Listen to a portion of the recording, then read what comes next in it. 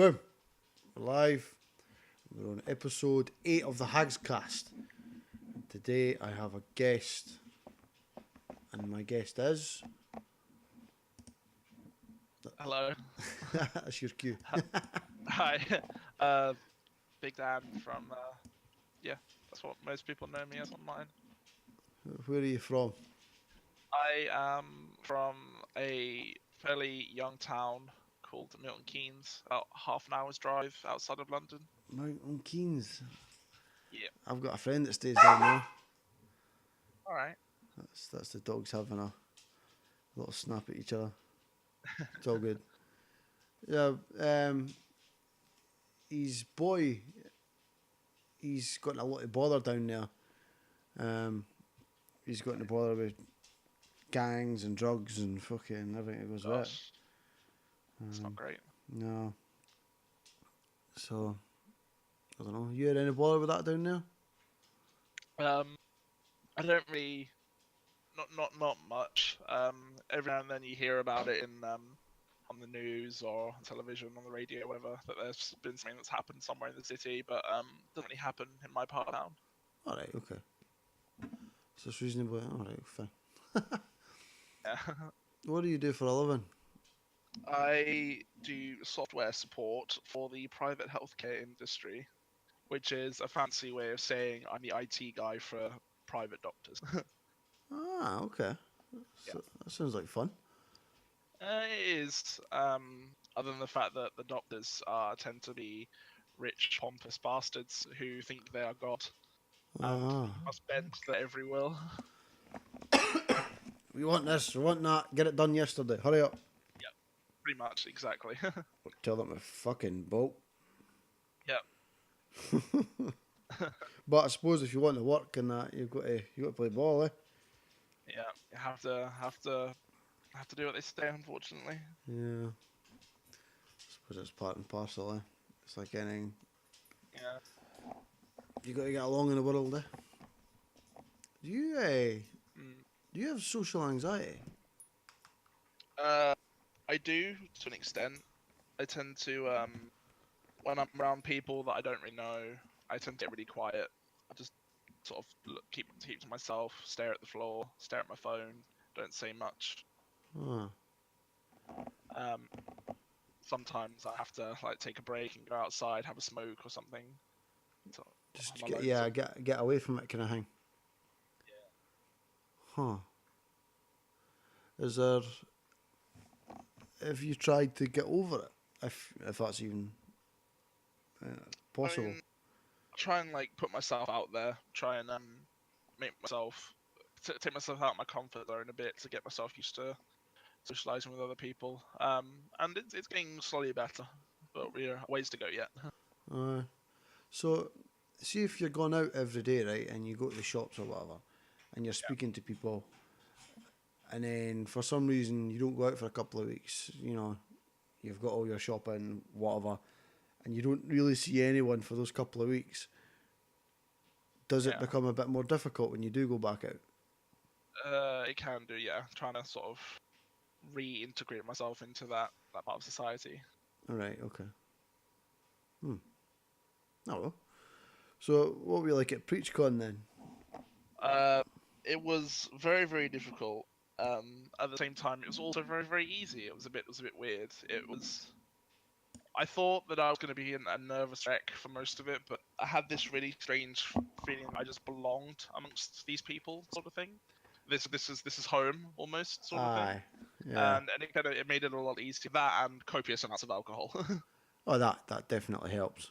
Yeah. Yeah, fake confidence goes a long way. So, Sarah, she's got a bit of that, and she made a point this year of speaking to as many people as she could. Yeah. And obviously, it helps. Yeah.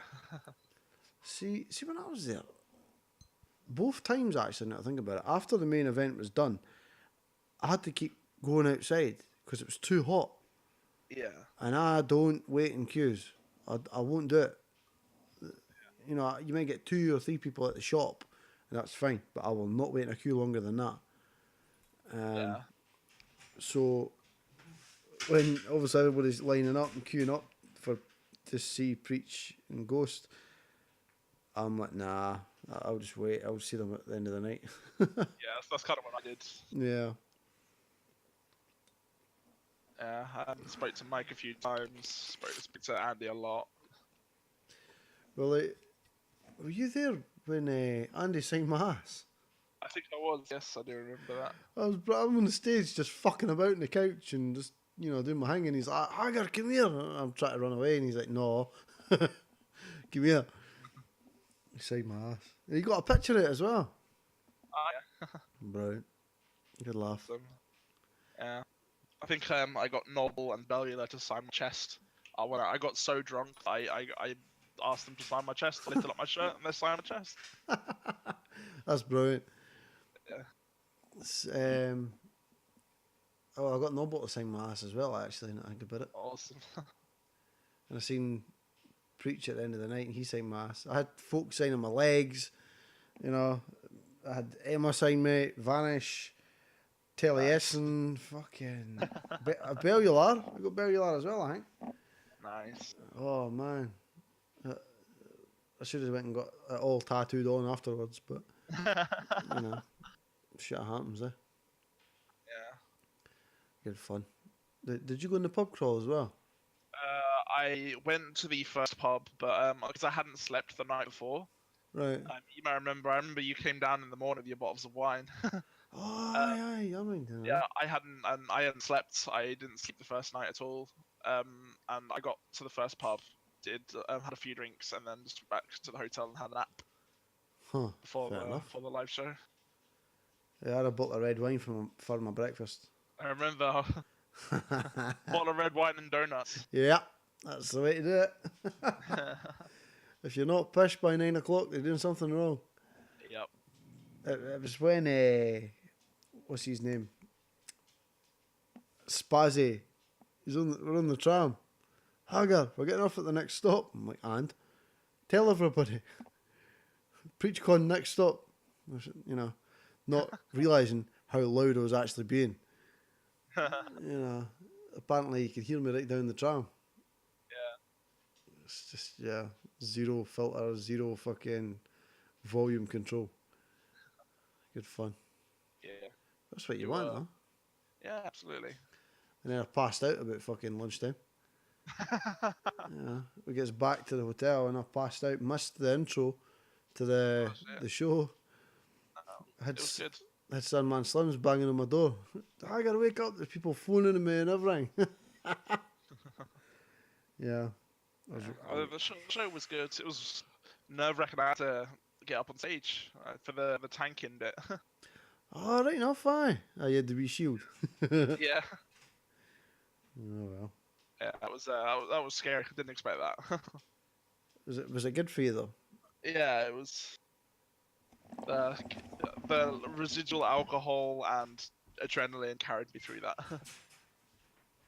Aye. Yeah, that's brilliant. Adrenaline goes a long way. Yeah. It's good for you, man.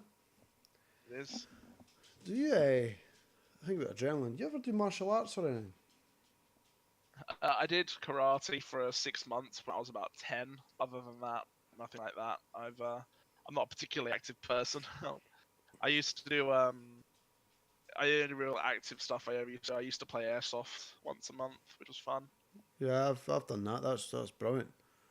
Yeah, it's great fun. I actually in my first ever time playing airsoft, I had one of my teeth shot out by a sniper. When I say out, I mean out. One of my front teeth, one of my incisors, is porcelain. It's fake. Because the other one was gone. It was shot out completely by one of the snipers on the enemy team. Was not very cheap to fix, but the doctor did a good job. Can't tell which one it is, so not a fun break. But yeah, I enjoy it. It's good fun. I have a few airsoft guns in my arsenal. I've got a semi-automatic pistol. Oh, very nice. That I got arrested for. Oh shit! What, waving it around in public or something? Nah, I was in my car outside a chip shop, and I was doing deliveries for said chip shop. Yeah. And what happened was, I was on Messenger. Since I was doing deliveries, I had my phone on the bracket on the windscreen. And I called my brother on Messenger. And Yeah. I had the box, because I took it to work for whatever reason, showing off, I think. The box is in the back, is right next to a shotgun that looks like something out of Halo. It's bright blue, it's got the orange tip on the end, and then you've got the box next to it that the box makes the gun look see-through, but the gun's black and blue. So from a distance, you could argue it looks like a gun. Yeah. So I pulls out, opens the box, shows him the shotgun, points it at him, so it's facing down the road, and then I put it back in the box, at which point, when I went there, it was pointing towards the middle of the road. Yeah. Puts it back in the box, close the box, pull out the shotgun, keeping in mind it looks like something out of Halo, show him that. He's like, what the fuck are you doing? I'm like, I don't know. Throws that bit in the back seat. Then the lady in the chip shop opens the door for me to come in, so, right, see you later, hangs up, out the car, into the chip shop, back into the car, away with a delivery. It must have been about 30 seconds. Yeah. As I come back to my village, fucking virus, fuck off. So, I better scan it, I suppose. I get don't be virus now. I comes back to the village, and there's the fucking police sitting in our local car garage. Yeah. MOT centre. Me thinking, they're just checking people for speed. Yeah. No, they were waiting on me. Wow. So they followed me not really realising, and I gets past the one roundabout in our village, and then they pull me over. Yeah. So I'm fucking, handbrake on, whatever. You know what it's like when you ever been pulled over with the police? I haven't, no. I don't drive, unfortunately. Right. Basically, you've got no fucking idea what's going on. Yeah. I pulled over. I'm not at the side of the road. I'm not parked. I've pulled in to let them past. Yeah. So I've pulled in. They've pulled in behind me. I'm like, what the fuck are they doing? So I'm just sitting there, foot's on the brake, the car's running. I'm like, what the fuck? Next thing I know, I see the guy coming up the left-hand side, the passenger side, and I'm like, what the fuck's he doing? I'm thinking about getting out of the car here. Next thing I know, the driver's side door opens, and he's like, get out the car. What the fuck? Gets pulled out, and he took one glance in the back window. Is that an airsoft pistol on the back? Aye. Right, okay. That was it, panic over. It was the armed response unit that pulled me over. Oh, that's... If I'd done anything dodgy, fuck knows what they would have You done. could have shot. Aye, I could have been shot. But what happened was, right, there was a bunch of, 2 women and a bunch of kids stood outside the chip shop. Yeah. And one of the women, or both of them, must have seen what I was doing. They just seen the gun and freaked out. Phoned the police. The police, yeah. So I got lifted. I got arrested and I was in the cells for like fucking... I must have been about 5 till 11 or 12 o'clock. And Jesus Christ. I got let out on a bail undertaking. And I was due to go to court like 3 or 4 weeks later. So I guess I'm looking online, because if you're up in court, your name comes up on the thingy online. You can check, where you're going to be in that. I sorted a lawyer and all that, and my name's not on it a week before, a couple of days before, nothing. And then like 2 days before, I guess a letter. At this time, the Procurator Fiscal was not going to take any further action. So they'd effectively dropped the charge as it stood. And then I guess another letter about 2 weeks later, right, come and pick up your airsoft pistol. So that's it. you know, that because that's effectively the evidence, Yeah. you know, and now I have the evidence. So they can't charge me for evidence they don't have. Yeah. So that's it, done. Nothing happened. That scared the shit out of me. Oh man, nah, this was a couple of months back, but yeah, it was fucking, it was weird, like, uh, but Yeah. So I keep mine. I never take mine out unless I'm going to a skirmish. yeah, well, listen, learn, you know, Yeah. always keep it in a bag or in the boot or whatever. Don't give Yeah. anybody any excuse, you know. Never give them a reason to doubt what it could possibly be. Joe Public is stupid. They always have been, they always will be. Yeah. So let them live in ignorance. Absolutely. I mean, in all fairness, there was kids there, they didn't know, but there had to be some sort of evidence that contradicted what happened. Yeah. Because I told the police exactly what I told you. Yeah. The two women that gave the evidence, the two statements, because they couldn't have took the kids. You can't take a kid. You can use a kid's testimony, but it doesn't really hold up, I Hold don't that think. much weight. No. Yeah. So the two women, I think one or both of their stories contradicted mine. But what I'm thinking is one's actually collaborated mine and contradicted mine. Yeah. So, and you can't incriminate yourself with your own testimony. No. So obviously, I've told the truth. One of them must have told the truth. The other one must have seen it a different way, so it's contradicted it. Well, Yeah. never trust a testimony. I don't think I've never once been in trouble with the police, thankfully. Well, that's the only tiff that I've had. Yeah. I'm a good boy. I never even got handcuffs put on me. You know, I was cooperative. I was one of the, you know, they took me in. I was cool. I was happy. They was like, right, stand on the line. Stay behind the line. And by the time I was finished talking to them, I was leaning on the desk. Just talking shite. Yeah. Good laugh, like. Yeah, I can imagine. What's your go-to fast food? I go to fast food. I love pizza. I order pizza, Pizza. normally at least once a week. Yeah, I'm a big pizza fiend. I wouldn't say it's my favorite. My favorite would be a good Five Guys. I think that's way too expensive, unfortunately. I've not been there yet. Should it's really if you can afford to burn the cash because it's one of the most expensive burgers you can get. But Yeah. it's so good, so good. Hmm. Yeah, otherwise I normally just order from one of my local pizza chains because it's very cheap. Yeah.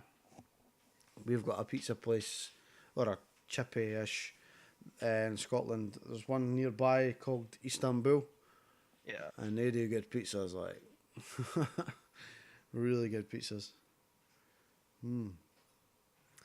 So what? You ever been? You ever been to the Edinburgh Fringe? Edinburgh Fringe. I don't think I've ever been to Scotland, to be honest. Oh. Never once been. I think the most north I've ever been is Leeds. I think thinking about it. Oh wow! Never been north of Leeds. That small little part of the world you've been in. Yeah, oh, I've been all over Europe, but All I've right. I been all over Europe. Lots of different countries, but I've just never been to Scotland. Hey, come up here. You can crash in my house if you want. I'll do it. Yeah, the Edinburgh Fringe. Talking about social anxiety. There's thousands of people in these streets. Tens of thousands of people. I'll tell you this, right. It's about a mile from the train station to the Scottish National History Museum. Yeah. And it takes me and my boy, we went there 2 years in the trot now, for one day, packed lunch both times. We walked to the museum. It took us at least an hour to walk So walk that a mile. Yeah. Jesus Christ, To be that's a fair, busy street. we were stopping. You know, we were stopping. So the actual walk itself probably took about half an hour. But because we were stopping and watching the acts, and you know, there was like 2 or 3 street acts we seen on the way there. Went around in the museum a few times, and then Yeah, I say a few times. Went around the museum. It's huge, and that took. We spent about about 3 hours, 3 to 4 hours in the museum, and then we walked back. So we arrived there about 11:30, and we left at about 6:30. okay. So it was a good day out, and I spent £15 Nice. all day. That was including the train tickets. Jesus. So Yeah, yeah, I do like a good museum. I'll have to check out the Scottish Natural History Museum. it's good. It's free to get in. You leave a donation. You know, you put a donation in the little box at the front. But yeah, it's good. It's got a bit of everything. You know, Definitely something I'll have to check out. Maybe I'll take a trip up to Scotland sometime soon. aye. Well, like I says, you can crash at my bit. You know, Sounds like a plan. perfectly good couch there. Nah, what I would do is I would get my boy to stay at my mum's house. You know, and that way we could sort his bedroom so you could stay there, sort of thing. If that's what you wanted to do. Yeah. You know. But yeah, good fun. You ever done a fight companion? A fight companion? Yeah. What do you mean? Joe Rogan does a. He'll be doing not tonight. He'll be commentating, but he does like on the fight nights for UFC. All right. He'll do like a commentating thing, like a podcast. You know, you won't hear the fight. He'll have his headphones on and that. He'll be listening to it, and then he'll just be like commentating with what's going on. He'll have another personality there with him, and they'll just be talking about it. You know. Yeah. When it gets dull, between fights, between rounds and all that, they'll be, taking the piss. They'll be drinking. They'll be smoking weed, whatever. You know, it's. I've never really followed like martial arts too much, like UFC or MMA or anything. Right. Like that. I know there's a big fight coming up, isn't there? Conor McGregor versus someone else. Calabib. That one. Yeah, I'm going to watch that tonight actually. I think the fight will be on at fucking 3 in the morning, give or take an hour or 3. Yeah. So there it's there. Let's see. I've got 14 tabs open on my web browser on my phone, and anytime I want to remember something like, I search this, I want to watch this, I want to watch that, blah blah blah, I'll just open a new tab and search for it, and then when I open it, I've got all these tabs, so I can remember when to find it. Remember, I need to find that, find this. Oh, where's the number? I've got the website that I was looking at. It actually give you a countdown timer to the fight. That's cool. What the hell is it? What time is the fight? What's the date? Late, I imagine. Oh, it's the 6th of October. Yes, that's today's date. Yeah. Oh, here we go. 7 hours, 30 minutes. And last time you're looking at Oh, it's... about 2 a.m. Holy shit. About 3 a.m. Have you seen Khabib's fucking name? Nurmagomedov. It's no wonder they I'm gonna try and pronounce that. It's no wonder they call him Khabib. What the fuck is that? Oi.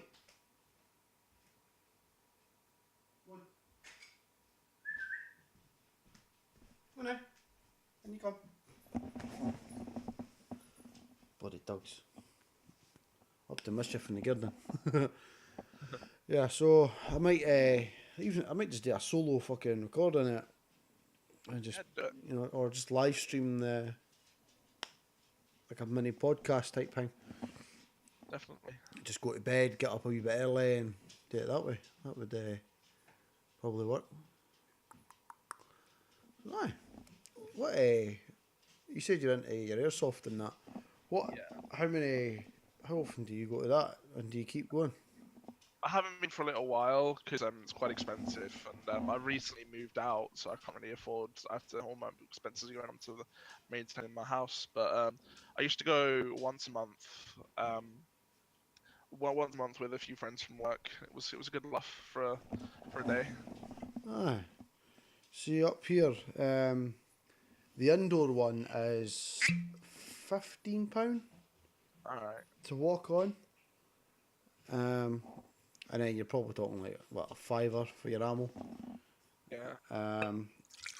But that's whiskey by the way. So you got a fiver for your ammo. So you didn't get ammo all the time. So every third time you need to buy ammo or something. So you probably talk about let's just say £20 a session.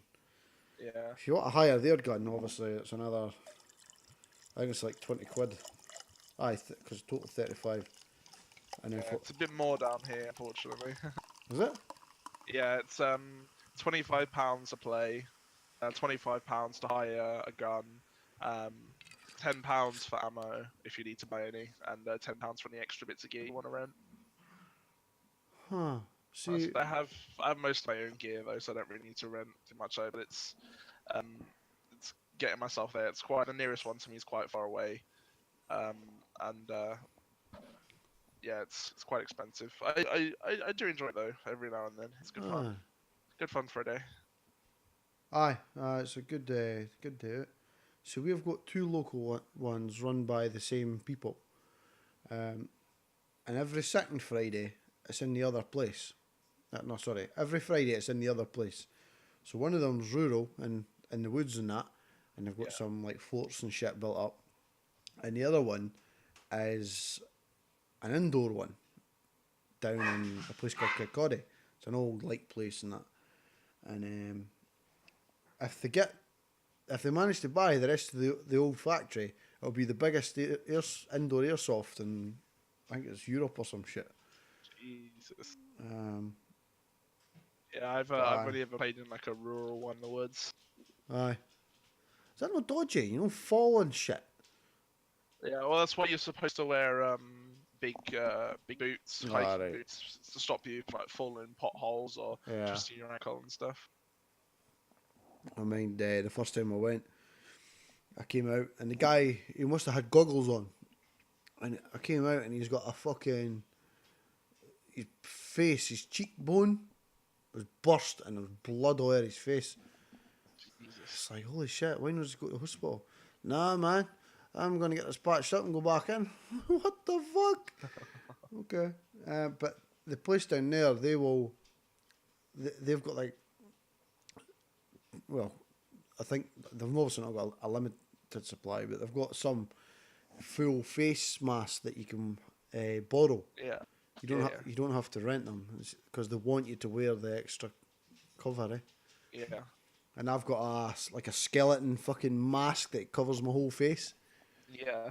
So I quite like wearing that. And I've got a helmet and body armor and fucking Kevlar knuckle gloves and everything. No. Yeah, I've got all the bells and whistles. Same. Yeah. Nothing worse than getting your fucking pinky shot. Oh, that kills. Right in the nail. Oh no. Oh, just thinking about that makes my heart go. It's a thing that would drop anybody. Yeah. You know, it doesn't matter how big or hard you think you are. You get shot in the pinky, that's it. You know. So, I can feel it, and oh, ow. Yeah, good fun. Ouch. We had our last match of the night. We had a fucking the guy. You knew it was the last thing. Eh? We're all in the round had finished, and then he's like, right, the match begins in 5. And it was just like a free for all, eh? Yeah. So I got the last year ammo sort of thing. Yeah. So I had this big fucking grenade that had like 500 BBs in it. And it cost like a fiver or something. That I just fucking pulled the pin. As soon as he said 3, I threw it and I just ran out of the room. Oh wow! Bang! Ah! People are screaming. Oh, it was amazing. And then I banged my arm on the wall on the way out. I about killed myself with it. And I tried to fire it the opposite way around. So I'm supporting the rifle on my right arm that is dead, and then like holding it across my body, Yeah. trying to shoot. What a state I was in, man! Holy shit! The guns are fucking heavy and all. Fuck. I the heaviest one I have an M4A1 with a few modifications on it. It's about 9 kilos or so to carry. It's not too bad. Yeah. One of the friends I go with uses an M249 saw, which is sort of a big support weapon. It's like 20 kilos. It's massive. Fuck's sake. It's one of the ones you have. It's one of the ones you have to. You can't stand up and fire. You have to either take a knee or set up the bipod somewhere. Fucking hell. Yeah, it's good fun to play with that. See, Just use it sometimes. it's a wee bit different indoors because you're not allowed to use automatic. I see. It depends on the game mode in the rural ones. Yeah. For the bigger games, they say use semi-automatic to conserve your ammo, but for the short ones, use full auto to just go ape shit sort of thing. Aye. That's the way Yeah, to do it. because support weapons are only full auto. Otherwise, you can break the engine, the motor in them. They're only Right. allowed in certain game modes. Alright, okay. Yeah, you're not allowed higher than 280 FPS on the indoor one because you're such close quarters, eh? Oh, really? Yeah, I think my lowest one that I have is 330, so I won't be able to use any of mine. Well, I think they let you away with like 300, Yeah, but they do tell you don't be shooting people point blank. like give them the benefit of the doubt, sort of thing. Aye. Just watch what you're doing. If you get any fucking complaints, then you're obviously kicking the arse out. Yeah. I had a flashbang drop at my feet. Somebody threw it. It's just like one of those, like it looks like a big matchstick. You pull the Yeah, lid I've got off a few the of top. those. Aye, you pull the lid off the top and strike it.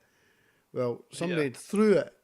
We're going to this place they call the bank, and there's like 2 little ways in, and then there's like a little doorway that's got like bits that you can hide in.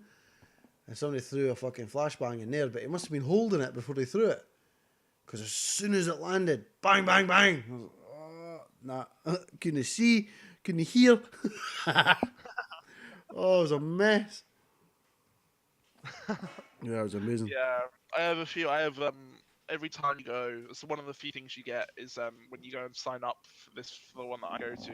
When you have to sign your waiver to your disclaimer form Yeah. just to play. They give you a free grenade every time you go, which is Oh. cool. And I don't use mine very much, so I stockpile them. I've got about 12 of them in the bag. Huh. One of my cupboards. Yeah, one day you'll just go in and go nuts. Just bang, bang, bang, bang. Set them all off and Yeah. explode the cupboard. Let's go. Kill somebody in that room. Good fun. I mind the first time I was defending the bank, it's like a big inflatable castle type thing. Yeah. But this inflatable stuff is it's really fucking strong, so it's not going to pop. And there was a little window, and I'm shooting everybody that's trying to run in this one little door. And somebody got past. I'm like, right, shit. Right, I'll duck down. I'll aim out the window. So I aimed at the window. And the next thing I know, he'd already run past the window. He must have ducked under it or something. And he came round in the door and put his hand on my shoulder. A stealth kill. Oh, shit. Yeah. I've only ever been stealth killed once. Right. It was kind of awkward because as the guy stealth killed me, someone on my team noticed him, turned around to shoot him, and shot me instead. Like with a he shot me with a DMR from about 10 feet away. I had a bruise the size of a tennis ball on my stomach for like 3 weeks. Man. He was just like, I'm so sorry. I'm like, no, it's all right. But fuck me, that hurt. Good God. I get a little bit too compassionate when I play. A bit too soft. Nah, they're fuck. I I was shoot once fucking people. I was once defending like a little sort of like built up fort area, Yeah. and I saw this guy. I had the jump on him. I could hear him, but all I could see of him was his head, and he was only wearing eye protection. If I shot him, I was gonna hit him in the face from like quite close, and that's gonna maybe even cut him. So um I just pointed my gun at him and said, "You're killed," sort of thing. And he turns around and he shoots me in the face. Oh, no Hello. way. Because you are allowed to if you don't have to take a Yeah. verbal kill. But Bang. obviously, yeah, bang. And he turns around and I was wearing a full face mask, and this thing like 4 BBs instantly just bounce off my mask. I'm like, for fuck's sake. But nah, I took the hit. I was a bit annoyed. I didn't want to hurt him. You see, I could have shot him in the face, but I thought, nah, I'm gonna give him the benefit of the doubt. But evidently, he wasn't as compassionate. Huh. Yeah, people do get quite competitive. And it's a bit weird sometimes. You ever listen to audiobooks? Audiobooks. Yeah.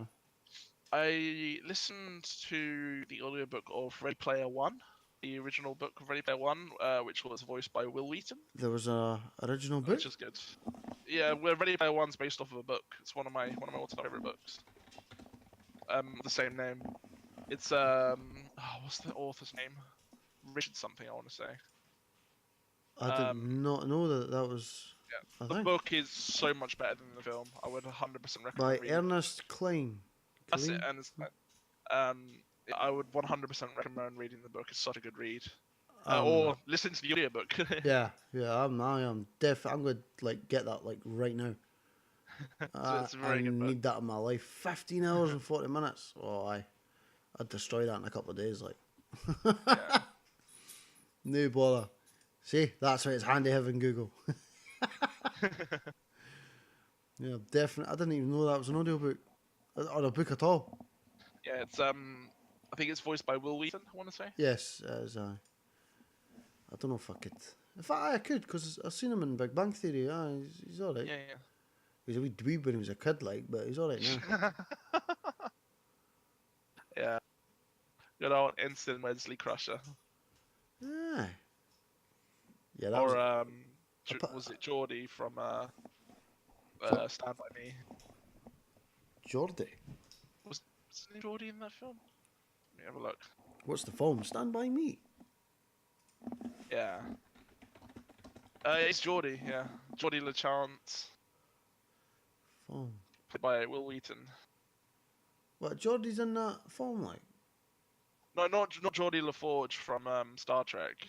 The character Will Wheaton plays in that film is called Geordie. Oh, right. Wait. Yeah. That looks like that guy out of fucking... The Lost Boys. Yeah, he is. Kiefer Sutherland is in the film, Right, okay. and Corey Feldman, I want to say as well.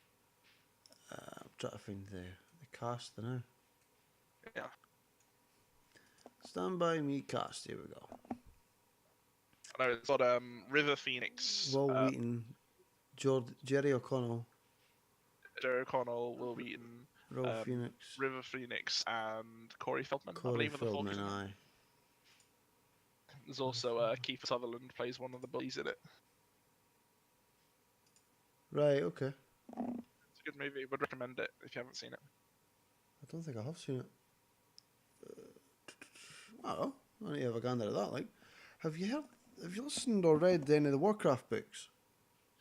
Yes, I love the Warcraft books. I love Christy Olden. I'd say is one of my all-time favorite authors. She's an absolute gem. Aye. First Warcraft book I read was Day of the Dragon, which is about like how Neltharion came to be. Aye, I've read that one. Yeah, and I also my favorite one is probably is it Lord of the Clans? I think it's called. Thrall. Which is the story of Thrall. Yeah, Yeah. And how he became who he is.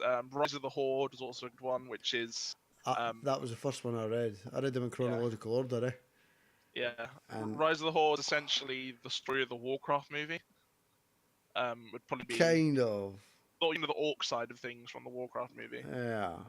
Yeah, very very good book, very good storytelling of what happened on Draenor before the orcs came to Azeroth. But by the way, see when I first seen that film, Disgusting, I hated it. oh, did you? It made me angry.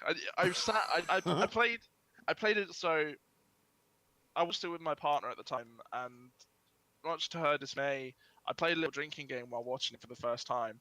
Every time I saw something on screen that upset me or made me angry, I did a shot of tequila, which resulted in some of the best drunk sex I think I've ever had. Quality. Yeah, I did the whole bottle, and then yeah, Good man. Not a very good film. Unfortunately, I did not enjoy it. I enjoyed it the first like maybe 24 times that I watched it, and then after that I started seeing the problems with it. Inconsistency and inaccuracies to the game and the Yeah, lore. It just, I think just wound me up so much. I think my problem with it was I wanted to like it, you know, and I drilled it into my head that I liked it, but then looking back, it wasn't a true representation of the game and of the story. I agree. They're trying to appeal to an audience that doesn't have anything to do with it. Yeah. Doesn't really. Although, to be fair, that part at the start when they sucked the life out the Draenei to open the portal, that put put a lump in my throat. Like, Yeah. like holy shit, this guy's a monster. Yeah. Oh well. That's it. Oh, have you listened to the newer ones, the Traveller? I haven't. No, I have. The most recent one I've read is War Crimes. The Gareth. Oh, aye. I've listened to that one. I quite liked that actually. That was alright. It was different. Yeah. Much a lighter tone to it.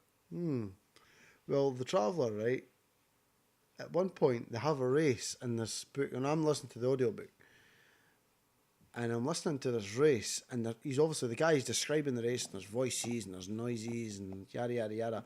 It is the only time I've read a book and got excited about a race. I don't give a fuck about racing. I'm not even that bothered about sport, to be honest. No. But this got me fucking riled up. It's like, holy shit! That's how you know it's good storytelling. Aye. It was really good. It's a story about a boy, Eramar Thorn. Oh yeah. His dad his dad abandons him when he was a kid with his mum.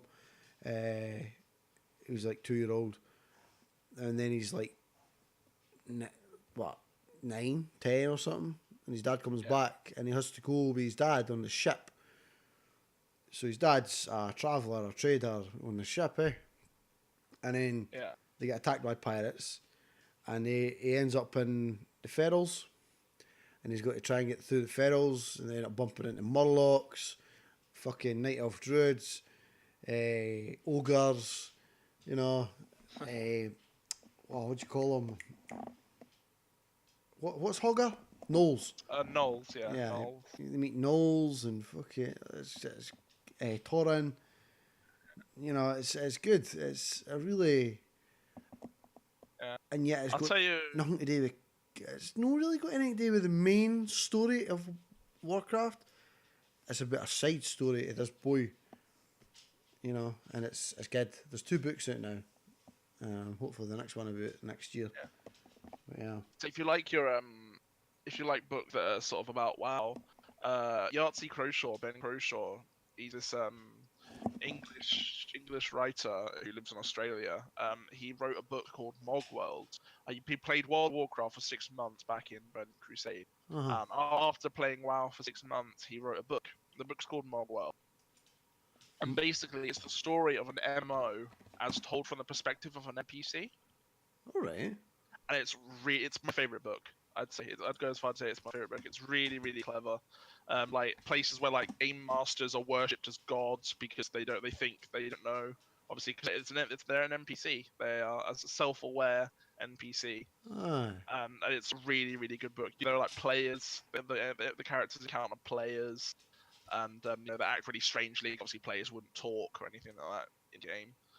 And they get really confused. There's just this NPC bumbling around like a fictional fantasy world that's actually just an MMO, and and he's trying to figure out what the hell's going on. Like entire buildings being like disappearing from existence is because the game master has changed the code to delete the building. and like they think that it's some like god like enacting their wrath upon the land. It's such a good read. I thoroughly recommend it. What's it called? Mogworld, Mogworld. Mogworld book. Yeah, it's he dedicates the book to Blizzard, and it says in the prefix of the book, to Blizzard Entertainment for the 6 months of my life I'll never get back. Think of aye, Country Australia. Aye, yeah, I found it. Oh, it's got the Warcraft font as Yeah. the book cover. Yeah, she Croshaw. Yep, that's the one. Fun. Cool. Yeah, I need to have a gander at that. Like, aye, good fun. Yeah, absolutely.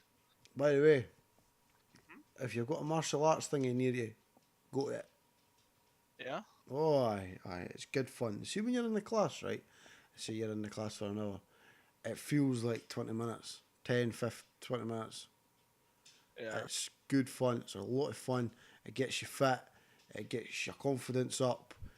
You know, once you've been sparring, say maybe a dozen times, you'll spar maybe every 3-4 weeks or something. You know, maybe more if you're doing competitions and that, or going to more classes. But once you've had about three or four good punches to the face, you realise life's not that bad. You know, even when I acted confident and everything like that. Yeah. I wasn't confident, like. And then as soon as I started getting the punch, I got kicked in the chin the other day. I've still got a burst lip fit. That was last Tuesday. And my lip's still the Tuesday there. My lip's still sore. It stings every time I touch it with my tongue. Anyway, point is, you realise it isn't actually that bad. Yeah. I'm not sure if it'd be considered martial arts, but for a couple months this year, I did a lightsaber training course. Right. Basically, they teach you how to sword fight, but they use lightsabers instead of swords. Huh. You know, like sort of plastic ones, toy ones. Yeah. That was a good laugh. That was quite fun. That's dedication, like. Yeah, it's taught by a guy who's a weapon master. He knows how to use every known melee weapon in the world. Wow. Yeah, he's been like studying 40 years, and decided to teach lightsaber training because he's a massive geek. Good on him. It was cool. It was a fun class. It was only for a short course for a few months, but yeah, it was good fun while it lasted. It's definitely worth doing something that gets you on your feet and get you going. I mean, I injured my knee, and since April, I haven't thrown a kick whilst been sparring with my left leg, because I injured it and it was sore. Now I've been kicking pads and everything like that, and it's basically a dead weight. There's no strength in the knee area, so to lift my leg up and throw it with speed and power is quite challenging. Yeah. And I pretty much refused to use it. It was like a mental restriction on myself. If I throw it, I'm going to hurt myself. But the other day, like on Tuesday when I got kicked in the face, we were doing some warm-up drills and I was doing 360 turning kicks. So you're literally spinning round on a 360 and then kicking the pad. And I'd done that once, twice, 3 times, and I was like, right, screw it, I'll try it with the other leg. And I'd done it, and it wasn't sore. And I'd done it again, done it again, done it again. And I'd done a few different types of kicks on my left leg as well, and it was working. It was working. So I was like, right, fuck it. I started sparring. I was throwing both the legs. And I'm back to a no bad standard now, rather than just using one leg, which is really a bad idea. Yeah. It opens up my game again, eh? So I got a tryout on the 21st. That's cool. So that's for the Team Scotland. Good luck with that, definitely. And then we've got a competition down in Kidderminster. Yeah. Yeah, we've got a competition there in June. Now, no matter what, I'll be going. But they've got a team-based event, which is it's Scotland, England, Wales, Northern Ireland, I'm assuming Ireland as well, the US, and everybody's coming to this one competition. And there's team-based events, so if your team could win overall, and then you've got the individual ones on the Sunday. So yeah, it'll be good. It'll be good to get down there, and hopefully I'd get on the team. And, if I get in the team, that'd be great. But I've got to put in 100%. I've got to be willing to work, and it's not just a case of all right, yeah, you're all right at sparring. We'll take you. You've got to be able to listen and get better. Yeah. Like when you're sparring, the world gets a lot fucking smaller. Like it's just you and that other person, and people could be cheering you on. People could be shouting at the side. You'll not hear them. You're a million miles away. You're focusing on what you're doing. And one of the guys, he actually says, Scott, try this. And it got through. I've never heard anybody when I've been sparring. But he said, Scott, try this. And I heard it. So I spun round, done my thing, Still got kicked in the ribs, but, I've done it. Yeah. Oh, after I got kicked in the face, I put my gum shield in. Forethought. Ouch. We were all sparring. Now, everybody there was about 14 upwards. So, and with the way I spar, if it's with one of the younger ones, you do kick semi-contact, so you're not trying to kill each other.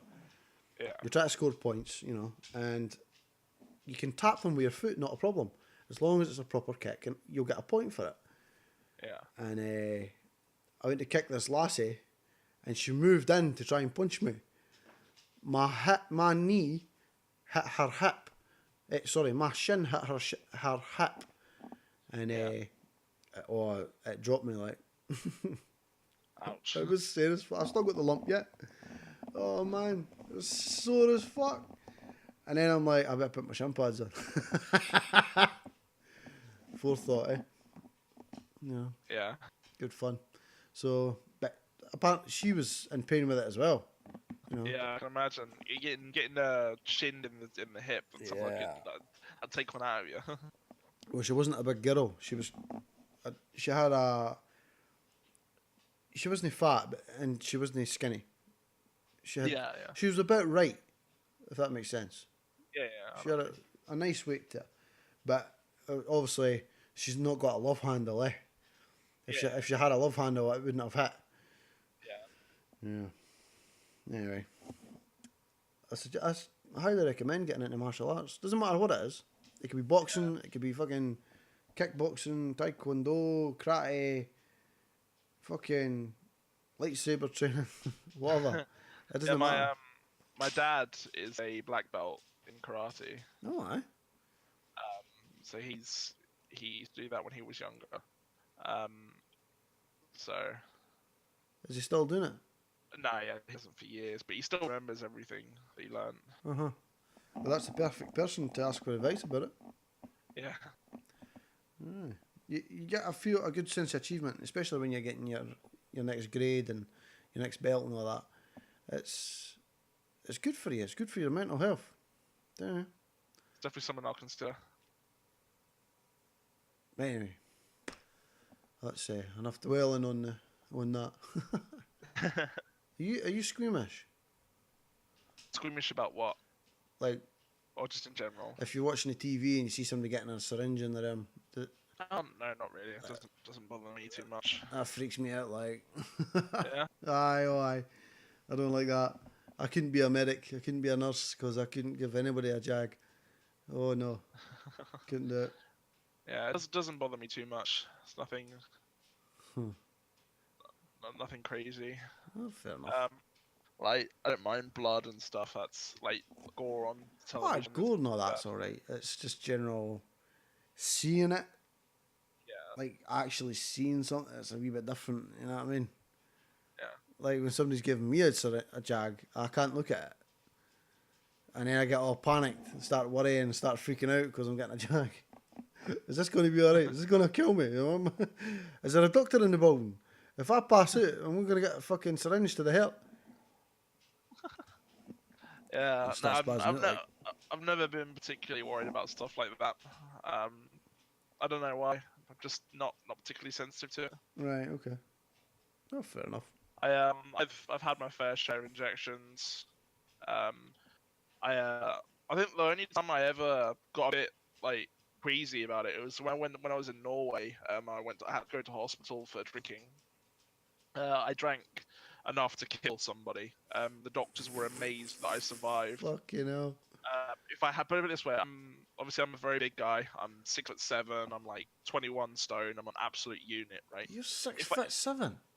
Yeah. If I hadn't been so big, if I'd been like a little guy, I would have died. I would have died from alcohol poisoning. But I was all right. I woke up in the morning in a Norwegian hospital bed with my mate asleep in his chair to my right, and I had this IV drip in me. Now, I started panicking because I had no memory of this. I blacked out drunk. And you wake up in a hospital, yeah. I woke up in the hospital and I was terrified. And I started panicking. I started tugging on this IV drip. And what happened was, because it was in my wrist, it like pierced the blood of the vein. Yeah. And basically filled the entire drip and the bag that the drip was coming from with my blood. And it didn't make me feel sick as much as dizzy because of all the blood that I suddenly lost. Yeah. But I was alright. I was at hospital within the hour. Alright, okay. I was a bit unsteady on my feet. But I was drinking again by lunchtime. So. Oh, for fuck's sake. Yeah, I wasn't a very, very smart 18-year-old. Yeah, we're all arseholes at that age. I wouldn't worry about it. Yeah. It was a long time ago now, though. Useless fact for you. You know when you go and donate a pint of blood? Yeah. Your body replaces that liquid within an hour. Yeah. It's not blood. I think it's like some sort of enzyme that your body pumps into your... something like that. So, you know, yeah, you're not going to run dry for losing a pint. Yeah, so that was about how much I lost when I was tugging on this IV drip. It was a bit spooky, a bit spooky at the time. But my mate explained to me what happened. I'd had a lot to drink. I'd had a bit to smoke, if you know what I mean. Yeah. At a house party and passed out, and they couldn't wake me up, so they took me to hospital. All right, so they dealt with it before it became a problem. Yeah. All right, okay. But the doctors basically said if you drink this much again, there's every chance it could kill you. Basically, I didn't realize I was drinking this 70% vodka from Finland. Holy shit. I drank 2 bottles of it in an hour, so about a liter of it in an hour. I didn't realize how strong it was because it tasted so good. Like it was at that point where it was so strong that it doesn't taste strong, you know? Yeah. It's like basically it's like drinking a liter of absinthe in about an hour and a half, and basically that combined with a little bit of the devil's lettuce. Devil's lettuce. Yeah, I had a few smokes, a few puffs on a joint. I say a Oh, few. right. I'd had a lot of puffs on a joint. I was stoned out of my mind. Yeah, I wasn't in a good way. See when I'm smoking weed, it takes me say I smoke it at 1 o'clock, right? Um, I'll go through this weird phase where I'll be fine. I'll get a bit of a buzz initially because nicotine rush, Yeah, yeah. and then about half an hour later, I have to sit down. My fucking hell, my fucking head, what the fuck? And then I'll be a bit merry, so it's like I'm drunk, and then about 15 minutes later, it dips down a little bit. So Start coming down. I come down a little bit, right? And then about 5 minutes after that, so about 50 minutes in, I get my second wind. And I just I go up about another 30%. And then I'm up there for about 6 hours. Nice. I'm telling you, wow. Last time I smoked, I pulled a whitey, so I had a whitey. Aye. That wasn't fun. I only waited once, and that's when I done a bucket. Oh. No, Quite a strong bucket, mind you. I smoked the entire joint in 3 drags in about 2 minutes. Holy shit. And, I pulled the whitey. It wasn't fun. I bought this stuff, and it was shit. And I put loads in the joint, and it done nothing. It was shit. And then my mate, he got some. He buys loads. He's a fucking weed head, like. And his mate gave him, like, what was it, 5 or 6 buds that wasn't ready. It hadn't grown. The plant was almost ready. Yeah. So he gives him the stuff, and you smell it. It was, oh my God, it was strong as fuck. And I'm like, make me a joint. I'm thinking That's the best stuff, though. I'm taking it to him, and holy shit, it blew my head off.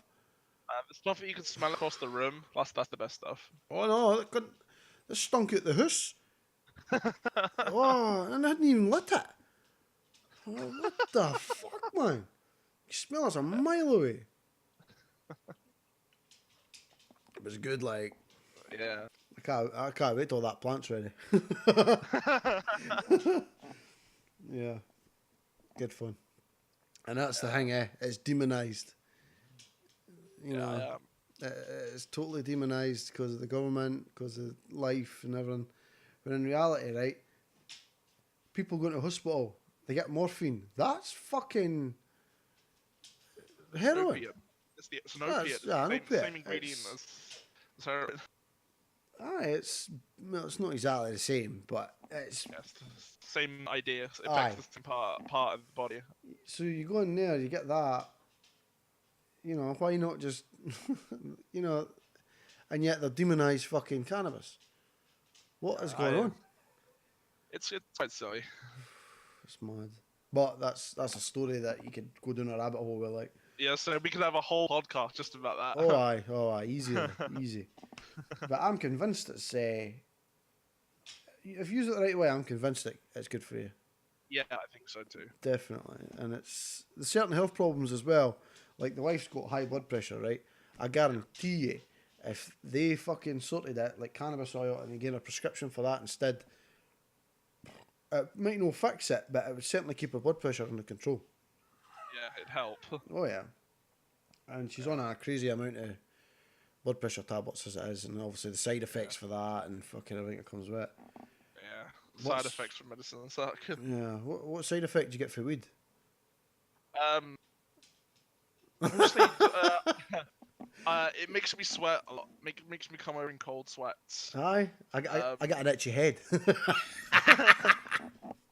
It makes me come over in cold sweats. If I have too much, it makes me shake a little bit. And when I went out my whitey, I went into full-on panic mode, and I could barely walk. I tried to. I went to. I was downstairs in my back garden. My parents went. This is when I still lived at my parents'.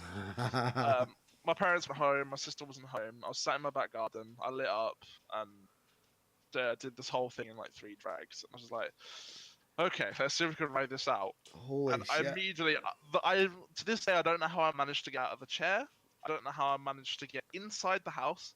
I don't know how I managed to get up the stairs. But the last thing I remember was collapsing in my room on my bedroom floor, so dizzy I couldn't see, and just managed to pull myself into my bed. And I laid there for 6 hours, shaking and sweating. And my mom came home and she came upstairs to check on me just to see, she thought I was upstairs gaming or whatever. And I was just like, I was still going, and I was just like, hi, mom. She was just like, "Are you alright?" And I was just like, "Yeah, I've got a little bit of a headache, so I'm having to lie down."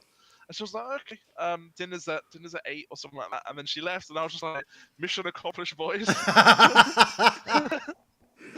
That's And a win in my book. yeah. I'm sat there in my pajamas, shaking, like cuddling a pillow, like desperately trying not to like have a heart attack or whatever, because I'm having a white eye. It was not fun. Well, that was the last time. That was about 3 months ago. I only ever have it as a treat. You see. Yeah. I was thinking it's my birthday coming up soon. I was thinking of maybe having one or two for my birthday, but I don't know. I'm not trying to decide if it's worth it or not. I hear you, man. I don't do that often. It's just now and again. Yeah, it's nice to treat yourself every now and then. Oh, aye, definitely. There's nothing wrong with treating yourself. And let's face it, right? You're probably better spending a tenner on that. Getting up the next day, you may have a stone over, but I call it stone over. Because when I done the bucket, the boy that done it for me, he's got his own wee setup and everything, and it's pretty cool. Anyway, he set it up and he's like, I'll do one for you now, and he packs it in and he's like, oh, I've put too much in. I was like, fuck it, give me it. I was like, how'd you do it? And he goes, right, I'll show you. I was like, you done it. I was like, right, fine. And then he set up another one with the same amount in, which is way too much for me. And I waited that time, but I felt, I sat down, I was like, I'm fine. He goes, sit down. What for? He's like, sit down. So I sat down. And honestly, about a minute later, I was getting like a tingling up my back. I was like, what the fuck is that? And I got like an itchy back. And it going up my head and my left ear. I'm like, what the fuck? My head's getting itchy and I'm fucking scratching like, what the fuck? And then, it's hilarious that I'm itchy, you know. And then I start laughing and fucking everything. And I was stoned. I was cheery as fuck for about 5 minutes. And then I was stoned. Like proper fucking stoned. And my head was spinning. And it felt like I was sat in that chair for about 3 hours. Yeah. But I was sat there for about 20 minutes. I ended up, I was like, I'm going to be sick. You know, and I put my head up. But I've not got the energy to put my head up. So I'm sitting with my head up for a little while. And I'm putting it back. So it's resting on the back of the chair. But then my head's facing the roof. And that's making my head spin. I'm like, oh, I need to lift my head up again. Lift my head up. It's too heavy. Put it back down. End up running out the shed. God knows how. And I spewed at the side of the shed, which is fine. Oh, no. But and then I went in the house and sat on the sofa, on the other sofa to what his mum was sitting on. And I'm sat there with my head propped up against the back of the couch. I'm slouched in the couch. And I passed out for about 4 hours. just passed out. Woke up. I'm like, oh, you cunt. Fucking hell. Man down. Oh, wow. And then the next day I had a stone over. Yeah. When your head, it's like it's trying to catch up with itself again. Yeah. It's like your neurons or some shit and they firing at the right pace or something. Yeah, good fun though. Good fun while it lasts. I've not been that stoned for a long time. I say a long time, it's probably about a month. But I don't think I'll get that stoned again. That was too much. It got to the point when my head was spinning that I was like, I want this to stop. You know, I'm quite happy getting that happy drunk type feeling. Yeah. Going beyond that, it's it's a bit much. Yeah, I know what you mean. I'll get blind drunk, but you know, I can handle that. All right, I'll have a hangover the next day, but you know, what do you do? They should legalise it, man. Yeah, legalise it, man. Free the weed. Free the weed. Yeah. You ever nerd rage? Oh, I used to be awful for it. Aye. I'm better now. Any kind of PvP, any kind of PvP Oh, whatsoever. oh, I hear you there. Be it on WoW, be it a MOBA like League of Legends or something. I play a lot of I used to play a lot of Counter Strike Global Oh, Offensive. I still play that. Yeah, I used to get so angry, so angry. At first, it wasn't even just PvP stuff. I used to So I'm in Diamond Dogs. I tank for Diamond Dogs. Yeah, Before I joined Diamond Dogs, I was raid leading for a Mythic progression guild, right. and it used to kill me inside every raid night. Basically, it got to the point where I was logging on to yell at 19 other people for 3 hours. I just get so angry at other people. I used to sit at my desk thinking, how the fuck do you dress yourself in the morning? Jesus Christ. I used to be a lot worse. Even when I was in my teenage years, I used to play a lot of Call of Duty. I was one of those kids. Yeah. I used to scream at my Xbox. I was just effing and blinding, swearing, like screaming at people down the microphone. I was awful for it. Um, but I'm a lot better now. Now I've gotten older. I try and stay a bit more chill. Yeah.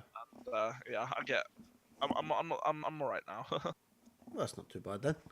Yeah.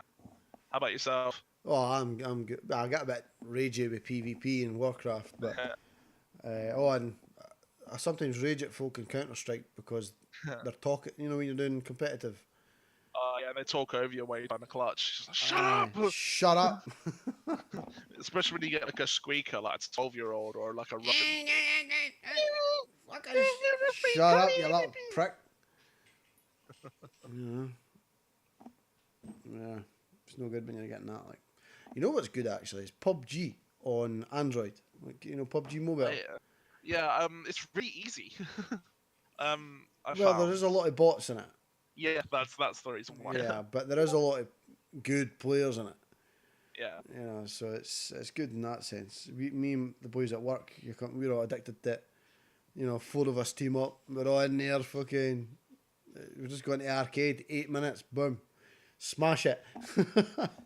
Snipers, or occasionally we'll do a classic, and yeah, we have a good laugh. Like, start raging at each other and that.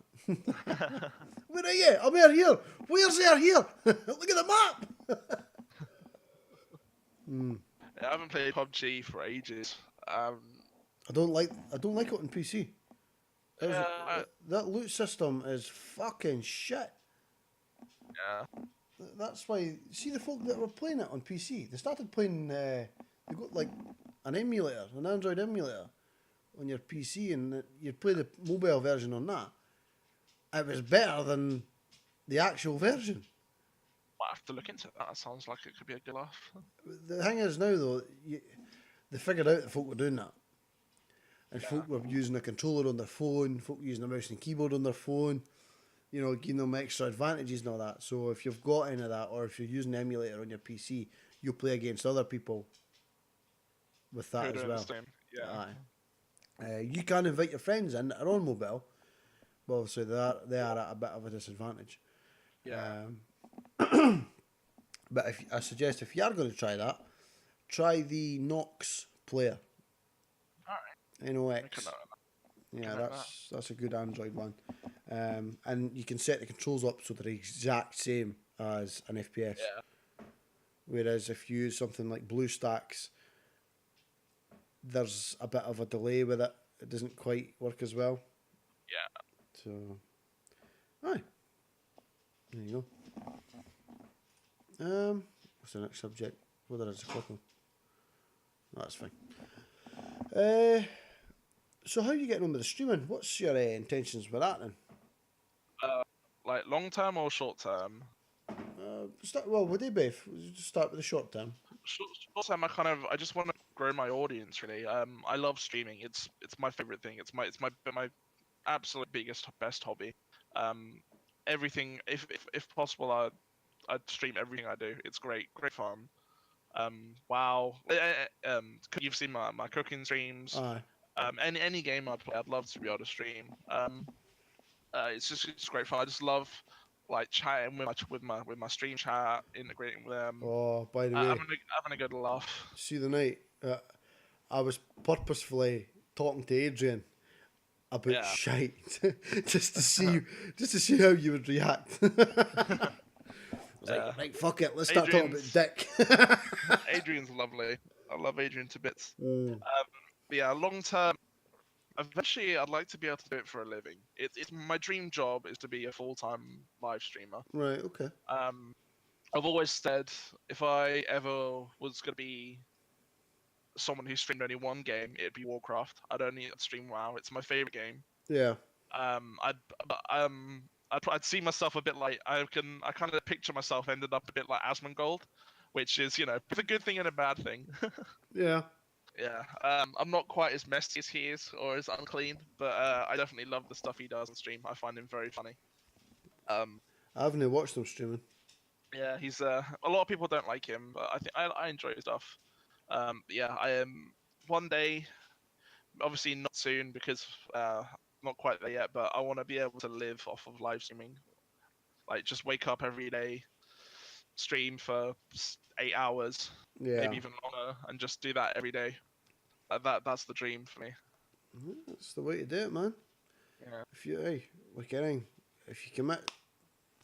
You ever listen to Joey Diaz? I don't think so, no. Right. He's Joe Rogan. You know who Joe Rogan is? The name rings a bell. He's the commentator for UFC. Okay. They do podcasts as well. Yeah. And to be honest, I say I was inspired by them. We wanted a podcast for a while. They just gave me the oomph to get going. Yeah. Yeah. But Joey Diaz, he says, when you commit to the universe commits. The universe looks after you. Which in a sense is true. If you commit, you say, right, I want to do this. Do it. Don't let anyone hold you back. All right, you need to make a living in that. I get that, but have a schedule. I was talking to Mephisto about it. A schedule is a big thing. If people know that you're going to be on the night at daft o'clock, they will come and watch. Yeah. Well, that's kind of what it's like on my cooking streams. I stream every Saturday at 5:30 p.m. I look forward to that, actually. I admit that. Yeah, that's good fun. I prefer to do it as I've been using my mother's kitchen a lot for it. Yeah. That's because she's let me do it because she sees how much I love it. She loves watching the Twitch. She was in chat earlier. I think you for my stream for the day. Aye. Hi, mother. Yeah. Yeah, she's my biggest fan, so to speak. Hey, there's nothing wrong with that. Love it to bits. I was telling my dad about my podcast. He's like, who's going to listen to it? I'm like, I don't know. There's always a point in doing it if nobody's going to listen. I'm like, well, people will listen to it. They might not listen to all of them. They might not listen to a lot of a episode, but I enjoy doing it. I like speaking to folk. I like, interacting with people. Why are you different to me? Everybody thinks in different ways. Everybody's got a different mentality. It became blatantly obvious when I was speaking to Mephisto last night. We think on different wavelengths. Yeah. And it's good. It's a good thing. You learn about different people. My dad didn't really understand it. Yeah. So it's good to have your mum supporting you, like. Well, that's the thing. Both my parents, my mum and my dad, both fully support my Twitch streaming purely because they're gamers themselves. They understand it. It's a few people in the priest community know. My parents are ex-top 100 raiders in WoW. Wow. Holy shit. They used to raid with Method back in Burning Crusade. That's amazing. And they were in the world first race for Nax 40 and stuff like that. So they completely understand. They're retired now, so to speak. They only play casually. Yeah. I've got the hardcore blood in me, so to speak. So they completely understand. I'd come home from school late, and I'd just be like, and they'd be like, "Mum," I'd always check, "Mum, I can't do my homework. I need to raid." And they'd be like, "Yeah, okay, cool, good luck." because they'd understand. They knew what raiding was. They knew that kind of stuff, and as a result, they've always been supportive of I used to play in Hearthstone tournaments and stuff, and they used to Mm. always tune in and watch those. They're not those kind of parents that think, "Oh, gaming's a waste of time." Yeah. They fully support it, and It's a like, source. yeah, It's I a said to source of entertainment. yeah, You know. I said to them, if I could ever make enough money off of Twitch streaming to live off it, would you support me in that? And they're just like, of course, if it's what you want to do. Damn Like, straight.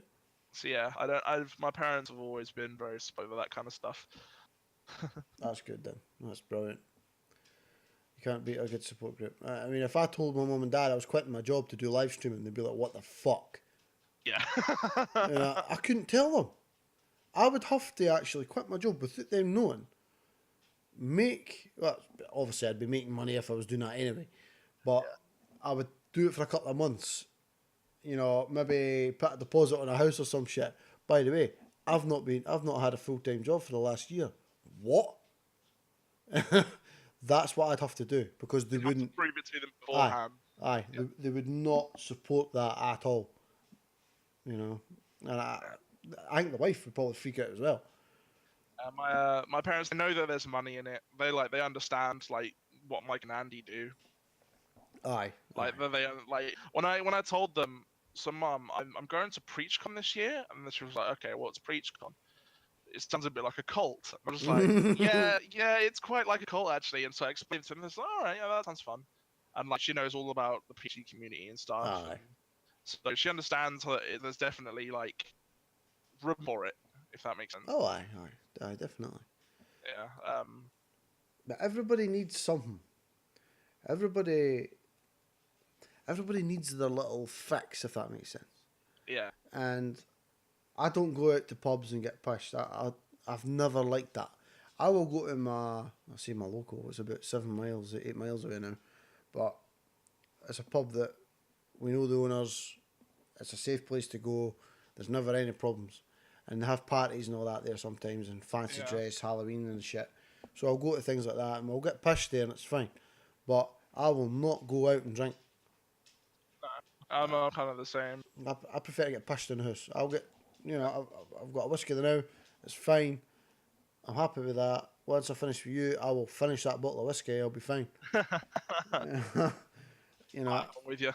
I might even do that fucking fight companion. Just sit and watch UFC and talk shit when it's going on. Sounds like a good night. It'll be like fucking 4 or 5 hours of just talking. I could do that. I could do that. No bother. Yeah. I'll get up in the morning, I'll be dying, and my son will be wanting fed. I'm like, just make yourself a sandwich. It's fine. Just make yourself a sandwich. Just do it. Just leave me to die. Just curled up in a ball. Yeah. Fucking liver shouting at me. Scott, stop! No more. I think that's the first. No, you're no.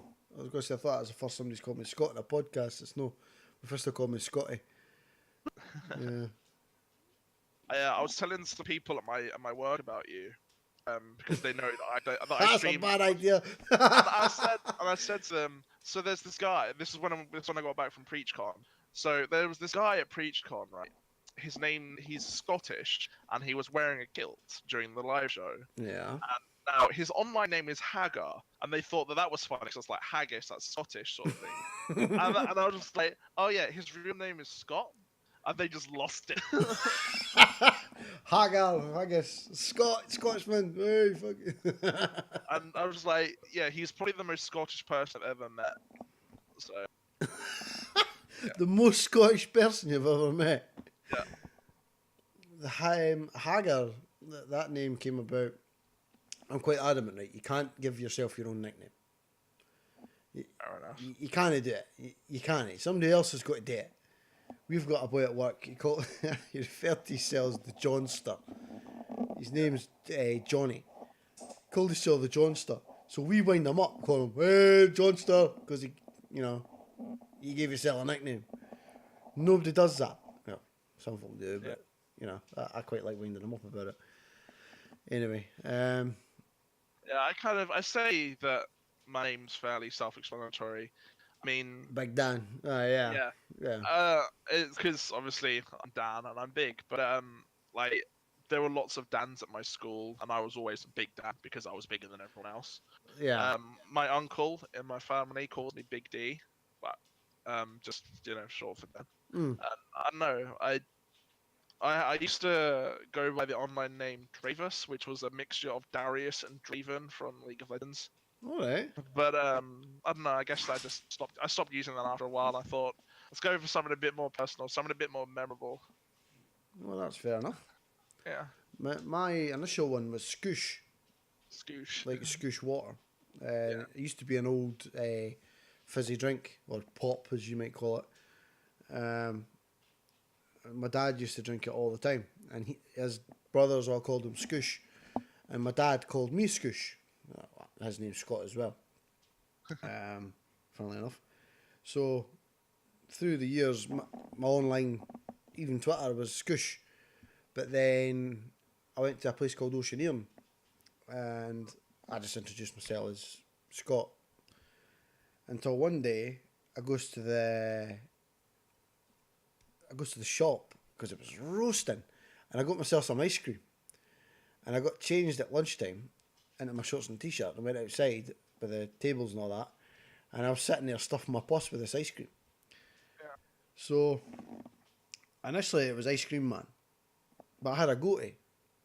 And you remember the video on YouTube, the Techno Viking? Yes, I do. Yeah. Well, my goatee was long as fuck. So they started calling me the Techno Viking. I'm gonna need to see this. I'm gonna need a picture. And I say long as fuck. It wasn't a long, but anyway. They called me the Techno Viking for a while. But you know what nicknames are like? They get shortened.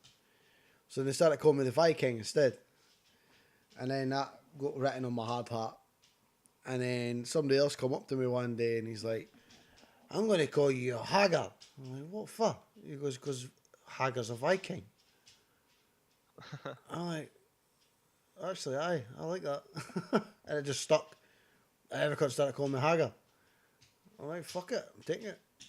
And as you see if you look on Discord, big H, small a, big G, small g, big A, big A. And that's how I do it.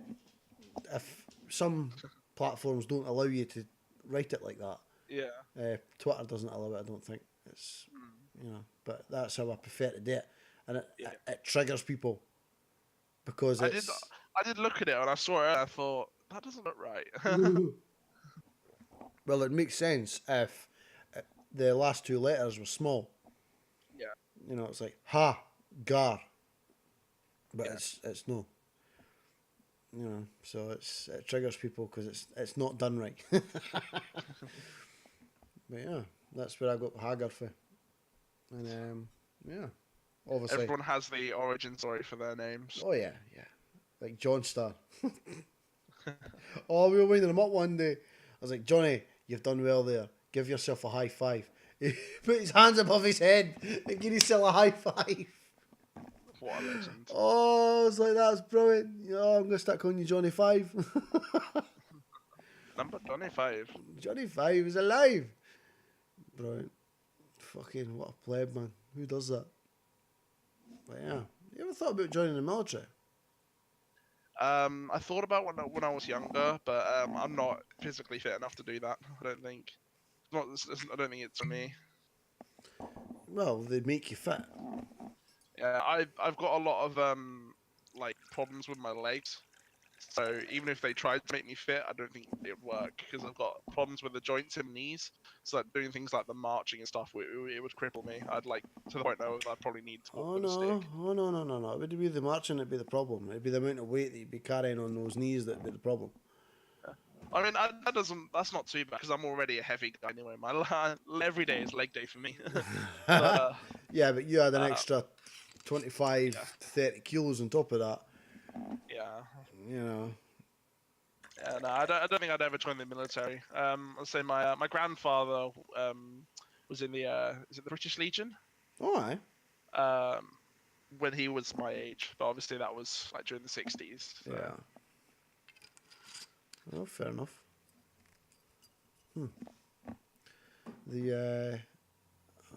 joined the military as soon as I left school. I started the process of joining up when I was 15. My dad kept winding me up. He's like, I'm going to fucking throw you into the army and fucking blah, blah, blah, blah, blah. If you didn't start screwing the nut at school. So I called his bluff one day. I'm like, fuck it, I'm going to join the army when I leave school. He's like, come on then. I was like, fuck, he took me down to the recruiting office. And I started the process of joining the army when I was 15.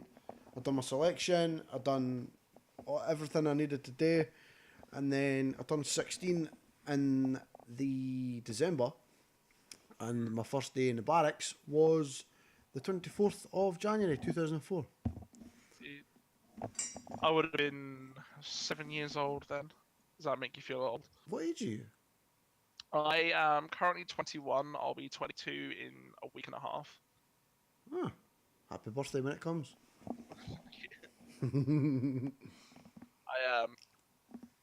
I was listening to one of your, I think was it the podcast you did with Sarah. Oh, aye.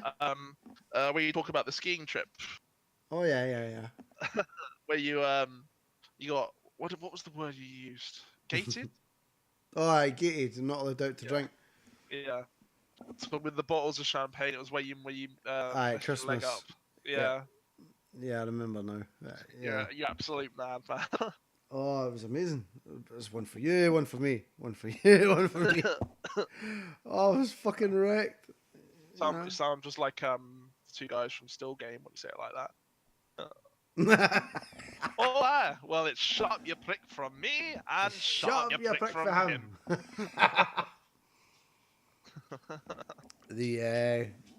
I actually had I have a little thing out there for the military, and there's a pub that totally embraces the British Army. There's 3 regiments that go out there. I think it's like the artillery drivers and that. It's like what they call corps regiments. And we're the only infantry regiment that goes. They throw the best party, so we get invited back every year. And this pub totally embraces the British Army coming. Totally embraces it. And they love us to bits. They might not love us, but we spend loads of money in there because they accept us. And we go in and have a thing called Gay Friday. Gay Friday. Yeah. You're not allowed to interact with any woman on any level. Now, Scotsman being Scotsman, you rock up with a kilt. You can tell where this is going. Yeah. So, no matter what, right, if you interact with a woman, by any means, you buy the entire pub around. So you're talking like £200 or £300 here. Yeah. And no, sorry, it's not the entire pub. It's the entire everyone standing at the bar, and it's usually all the soldiers anyway. There was actually a woman with one of the other regiments. She drew a moustache onto her face, and she was pretending to be a guy, because she didn't want to get ignored all night. Yeah. And you're standing there, and you just feel a fucking hand going up the leg. And you're not allowed to react to it. You just gotta stand there. Oh, that'd be so awkward. They're playing with your balls, they're playing with your nuts and that, and you're just standing there. And then your pus starts going red, and they're like, oh! That's it, get the round in. You know, it's like, fuck's sake, man. Women are evil, like. But the women get really wound up because they know that you're not going to interact with them, so they get really fucking horny, yeah? Guaranteed, everybody's walking out there with a woman. The end of the night, I think it's like 12 o'clock it stops, right? Yeah. You're coming with me. Let's go. Sounds like a good laugh. Oh, it is. It's a good laugh. It's brilliant. It's a brilliant time to go. And they go every year. The Black Watch, well, I don't know if the Black Watch go every year, but it wouldn't be hard to find out. But if they are going, it's worth going and meeting the soldiers that go, because they're all friendly, they're all brilliant, you know, and it's totally worth it. Like, I think I spent £250 it cost me to go there for 6 weeks, and I fucked my knee, so I couldn't do the races at the end. So yeah, good fun. Oh, I drank so much alcohol. I spent £1,500 in a week. Jesus Christ. Yeah. I transferred money from my ISA account, another £1,500, on the Wednesday. I got paid on that Wednesday when I transferred it. It takes 5 working days to go through, so it's going to go in Tuesday or Wednesday. Yeah. The week after. By the time Tuesday came round, I had no money left, and I just got paid £1,500. Ouch. That's after tax and everything. That's what I got. Yeah. But then I made it last for the rest of the month, so it wasn't too bad. But yeah, one of the officers, he came into our office. I was in the signals platoon, and his office was right next to our one, and he just walks into ours one day. Who wants to go skiing? I am going. I'll come. He's like, do you not want to know when it is? I'm like, I don't care. I'm going. He goes, well, it's over Christmas and New Year. I'm like, and? Take me. Why are we not there yet? And yeah, that's when it all started. It's brilliant.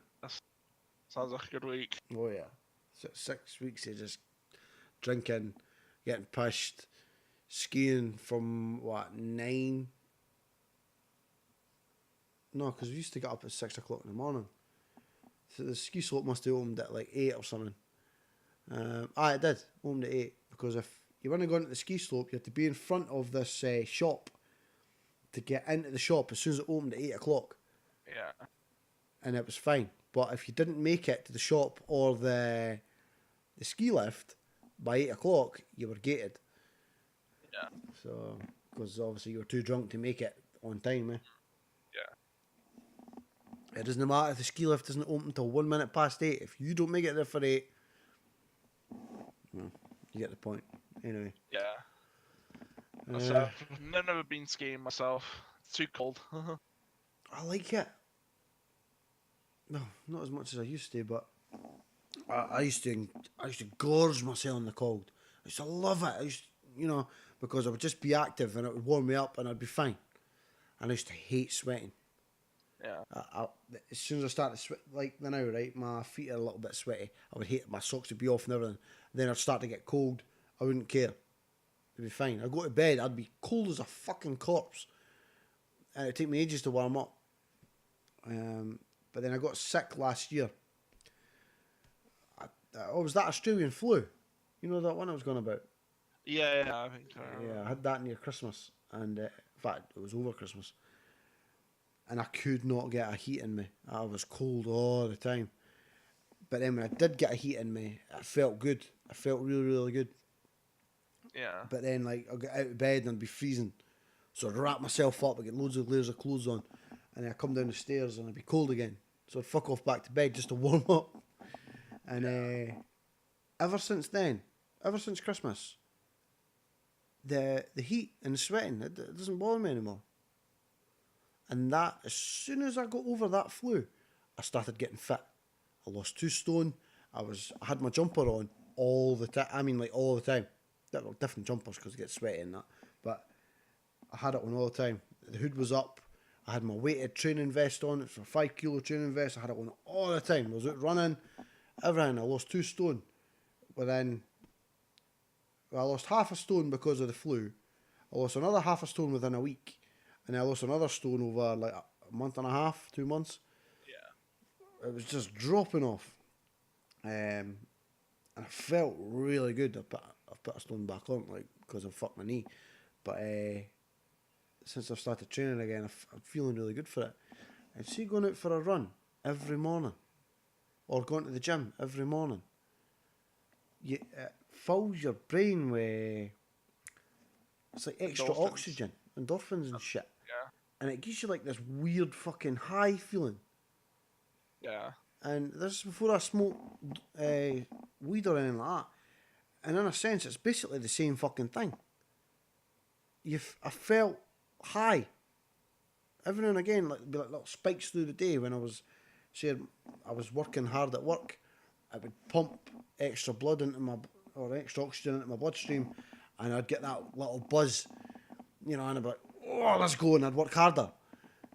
and it felt really, really good. And yeah, it was different. It was certainly different. Yeah. So I yeah, yeah. I highly recommend getting fit, and you don't necessarily need to go running. No, I mean, I was I mean, I do a lot of walking, so yeah. but that's the only thing I really do. I went to that Pure Gym. Yeah. There's a brand that's like everywhere. I went there. It was £15 a month, and see, I started work at 8 o'clock in the morning. I'd be at the gym at no later than 6 o'clock. So I'd get up at like 5, go for there. I'd be there for like 5 to 6. Go in, do a 10-minute walk or jog on the treadmill. I'd stretch off for 20 minutes. I'd either do cardio or I'd do some light weights, but loads of repetitions and that. And I would just do exercise for like fucking an hour. I'd go and I have a rinse in the shower. You can only have one shower a day when you get washed, but you can have a rinse. Go in, wash the sweat off, just rub it all off you when you're in the clean water. Out, get dried, go to work. And that's me ready for the day. And I felt fucking great for it. I highly recommend doing something. And you don't necessarily need to do running. You can go in and there's other exercises you can do. You can go on the bike. Yeah, I do. I used to ride my bike a lot, but it broke and I never bothered to get it fixed. Let's get another one, man. Don't you? Yeah. You say you got fucked knees, so I'm assuming you can't run. Nah, I can't really run anyway. Yeah, but I'm assuming you can do like the cross trainer, Yeah. and bikes and things like that. It's worth doing, man. You'll lose weight, and going on no, you don't need to go on a diet. You just need to watch what you're eating. Yeah. Don't go binging and. No, I never don't really go, do anything like that. Oh, you said that in your stream, didn't you? You don't. I don't eat a lot, but what I do eat isn't great. Yeah. Well, I tried a meat and veg diet, just non-processed meat. It was just like steaks, chicken, in fact, no, I've never had mince because that's processed. Yeah, chicken and steak, basically. Yeah. And vegetables. Nothing processed. And it was quite expensive. But I've done that for about a month and a half. I felt fucking great. It was awesome. And then I made fucking hash scones one day. Because I never made brownies before, so I made hash scones. And I ate 3. No, sorry, I ate 4. And then I went up to see the wife. Oh, gosh. Yeah, there was 22 scones in this batch, right? Yeah. With 2 grams. Yeah. So they were quite potent. I ate like 0.7 of a gram on my first go. First time I'd ever done weed. And it's stronger when you eat it. Yeah, Definitely it is, stronger when you eat it. And it's, holy shit, it fucked me up like. And the wife, oh, you want to see the state of her. Fucking hell. She gets pissed off a can of beer. Literally. About 10 minutes into it, and she's fucking steaming. But it doesn't last that long. She'll be sober like an hour later. She's, that is what it is. But she was in a hell of a mess. We both got stuck on the couch. Yeah. We couldn't get up off the fucking couch. It was funny. Yeah. But, where was I going with that? I can't remember. What was that train of thought? What got us onto that? It was healthy eating. Oh, aye. We ate but the scones, they've got flour, they've got eggs. Well, the eggs aren't a problem. It's got sugar. There was no sugar in this diet at all. There was no flour, there's no gluten.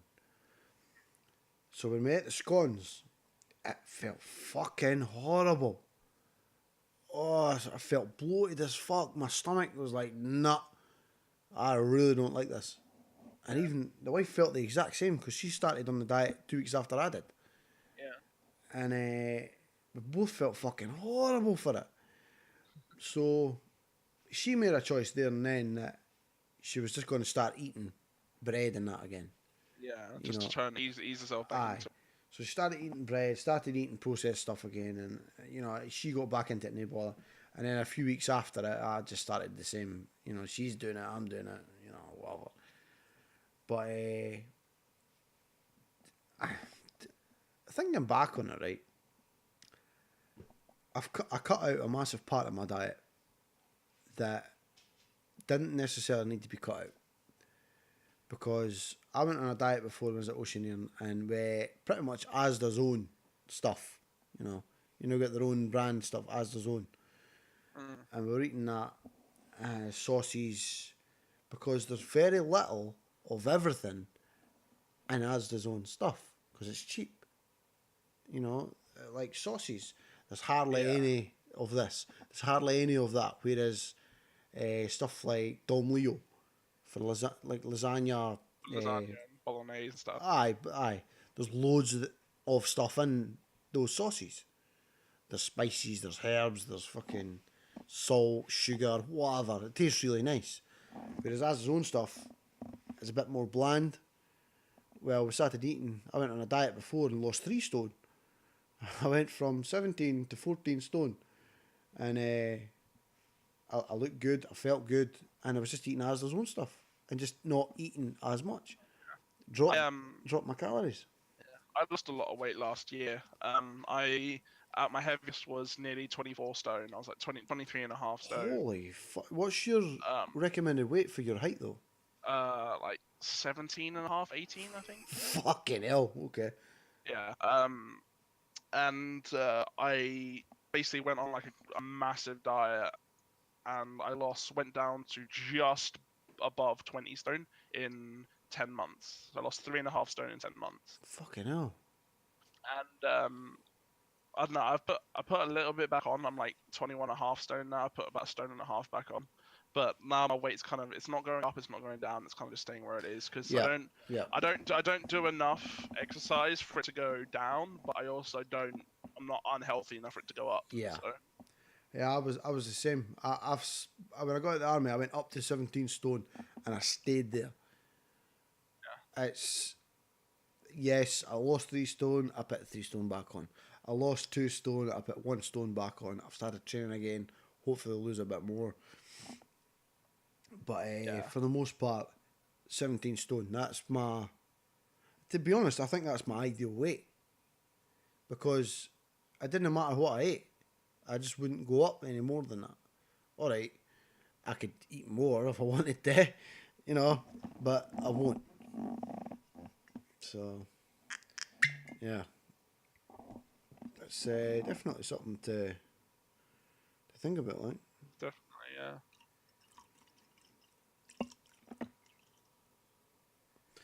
So, what's your career plans for the future?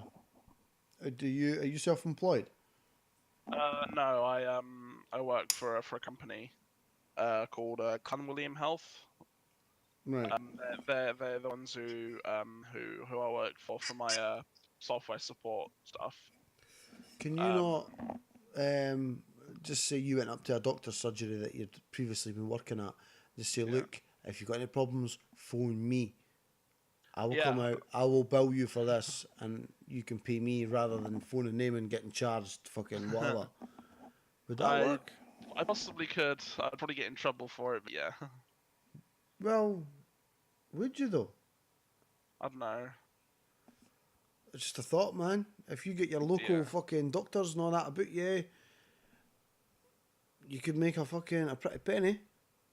Yeah, I could. And I don't enjoy the work I do that much. It's not. I get on with it because I need to make to make the money to live. This is the point. What I want to do. If they're paying you, that gives you more time at home to make content. You don't necessarily need to live stream. You can make a cooking video. You can do this, that, and the next thing, and then you get a phone call. Right, okay, away, fix that, boom, come home again. You know what I mean? It's just a thought. I'm just putting it out there. It's definitely food for thought. Life respects the bold. Yeah, Think about it. Just get a thought. You never know. It could work. You know, if you offer these businesses, I'll do it cheaper than them. Blah blah blah blah blah. A totally different business. Set up your own business. It doesn't cost a fucking penny. yeah, But I don't know if it costs anything at all. Anyway, I'm pretty sure it's free to set up a business. It doesn't cost you anything. yeah. And as long as you're not making any money, it's fine. Once you start making money, you've took that step anyway, so it's fine. You can deal with that at the time. But just have a Google. You know, have a look. Have a look around. Aye, It's definitely something I'll look into. it's definitely something you could give some forethought, like. Yeah. You know? You never know. Yeah, content creating is the dream though. Doing just live streaming, even I don't really know much about video editing, so I don't think I'd get on very well with like YouTube. It's But fucking well. Initially, like anything, it's hard as fuck. But once you know what you're doing, it's fine. Yeah. Like anything, yeah. You train yourself to do a job. The job you're doing now, you didn't know how to do that overnight. No. Someone showed you how to do what you're doing. Yeah. Same thing. Teach yourself. Didn't think, oh, I can't do it. Yeah, fucking right, you can do it. Do you think I just imagined how to do a podcast? No. Did I fuck? I watched videos on how to do it. I watched this, that, and the next thing. And then you know what I did? I was like, fuck it. I'm going to use OBS. I'm going to record it as a video. And then I'm going to convert it to an audio file. Done. Easy. Easy peasy. It's no fucking hard. You do your own thing. You take everybody else's advice and then you make your own version of it. You go for it, man. You want to do content creation. You do it. Didn't put yourself... Oh, I can't do that. I've never... Fucking right, you can do it. Didn't put yourself down. Let others put you down because they're the arseholes. Don't turn yourself into an arsehole. Alright? I know. I believe in you, man. I'd love to see your content. I love that cooking shit. Yeah. I plan on streaming all sorts. I said I love WoW. I've been streaming some Nautica lately. I do my cooking stream because people enjoy that. But yeah, streaming is what I love to do. That's what I want. It's what I want to be doing. This time next year, maybe, or this time in 5 years, we'll say I want to be streaming full time. Yeah. Go for it. Yeah. Do it. Have a bit on the side, like I said, with the doctors and all that. And it doesn't have to be doctors. Like, do you do dentists and things like that as well? Yeah. Right. Go into every fucking business. Do you need an IT engineer? Give me a call. There's my card. Blah blah blah. Done. Get them fucking on it. You know? Do you need a server? Do you know how to set up servers and shit, or is it just what? I can set up VPNs. Yeah. No, VPN's a piece of piss. And yeah. Well, anyway. And Go into every fucking business servers. you can find. Every business you can find. Here's my card. Any problems with computers, give me a phone. Yeah. I'll give you a quote, whatever. Blah blah blah. And that way, if you're working for yourself, you can control your hours. Yeah. You know, we need you in yesterday. Right, I'll be there now. Right, okay. There's an extra wee charge on that because I've come out so quick. Blah blah blah. Yeah. You know what I mean? It's the way to do it, man. Didn't be settling for things like that. See if I got once I get a house right, I'm gonna get my own chicken farm. I'll tell you that right now. I will go to the bank, I'll tell them, I'll say this, that and the next thing, I'll fucking blag the fuck out of it, I will get a chicken farm and I will have a happy life. Yeah. Might not be perfect, but that's my immediate goal. I'd like to get sponsors for my fucking podcasts, mind you, but you know, we'll see how that goes. Yeah. Oh, I might ask that 43 me actually. I'm going to Google that now so I remember. 43 and me. There we go. That's the page open. Done. But aye, believe in yourself. Like Sandman Slims, right? He's writing a book. Wow. Did you know that? I did not know that, no. I don't think any cunt knew that, to be honest. But I had him on my podcast. We spoke about that. He didn't tell me what the book was about, but well, I never asked, I don't think. But at the same time, he's too busy to do it. I said to him, I goes, here, it doesn't matter what you're doing. See if you've got a project and you're doing something. I've got my podcast. I've got 1 season to make, 10 episodes, right? You're number 8. I've got number 9, Nixos, on Monday. I need 1 more guest. Hopefully Tricepsis. That'd be good. Oh, that Yankee'd be brilliant, like. But once I get them, that's season 1 complete. Yeah. And then I will download the whole fucking lot onto my phone and listen to the whole lot. I will force myself to listen to myself. I can't listen to myself. I put my first podcast on, right? 38 minutes. I couldn't listen to it. It's like, holy shit. I don't know. I can't. I don't like listening to myself. Yeah, I get a bit like that sometimes. It's weird as fuck. And see, when I'm listening to a podcast, the guest will speak, you'll speak, I'll speak, you'll speak. You know, I'm not listening to me. I'm listening to you. Yeah. If I listen to it back, but I have to force myself to listen to both of us and find out, right, what do I need?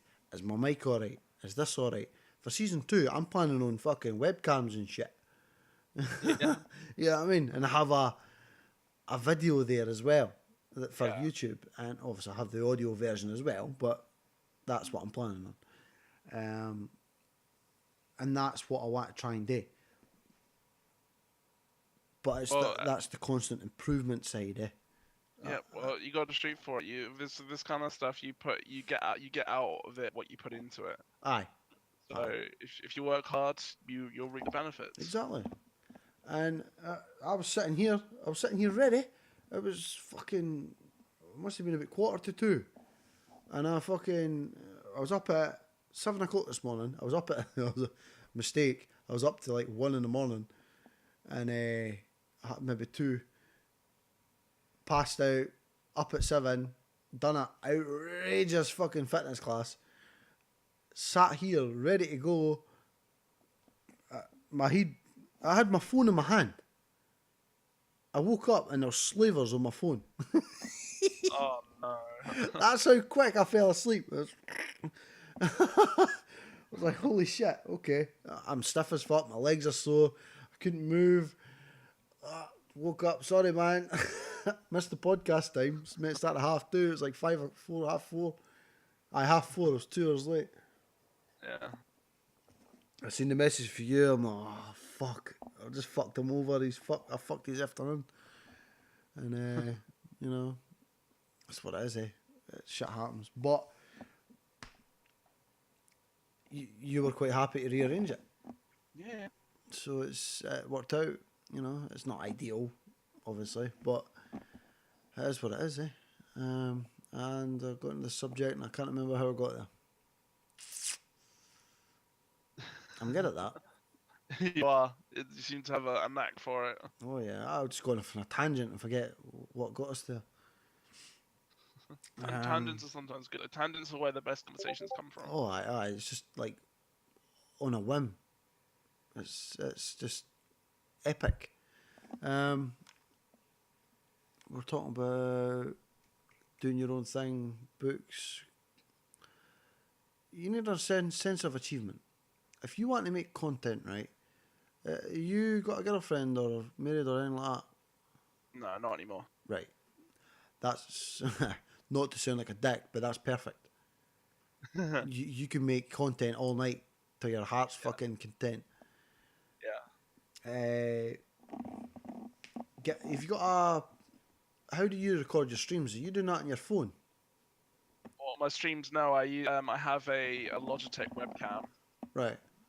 But for my cooking streams, I plug it into my laptop, which I just plug into the mains in my kitchen. Right. I record using Streamlabs OBS. For my other streams, I just my webcam plugged into my PC. Okay. Yeah, I do it all off of Streamlabs OBS. Cool. Right. So you could record that then, not a problem. Oh yeah, easily. Right. Um. Perhaps I don't know. You could. What time do you finish work? It varies depending on what shift I'm on week to week. Right. Okay. Oh, is there a back shift as well? Like, Hmm? is there a back shift? There is a late shift, yeah, where I have to work until 8, which is actually next week.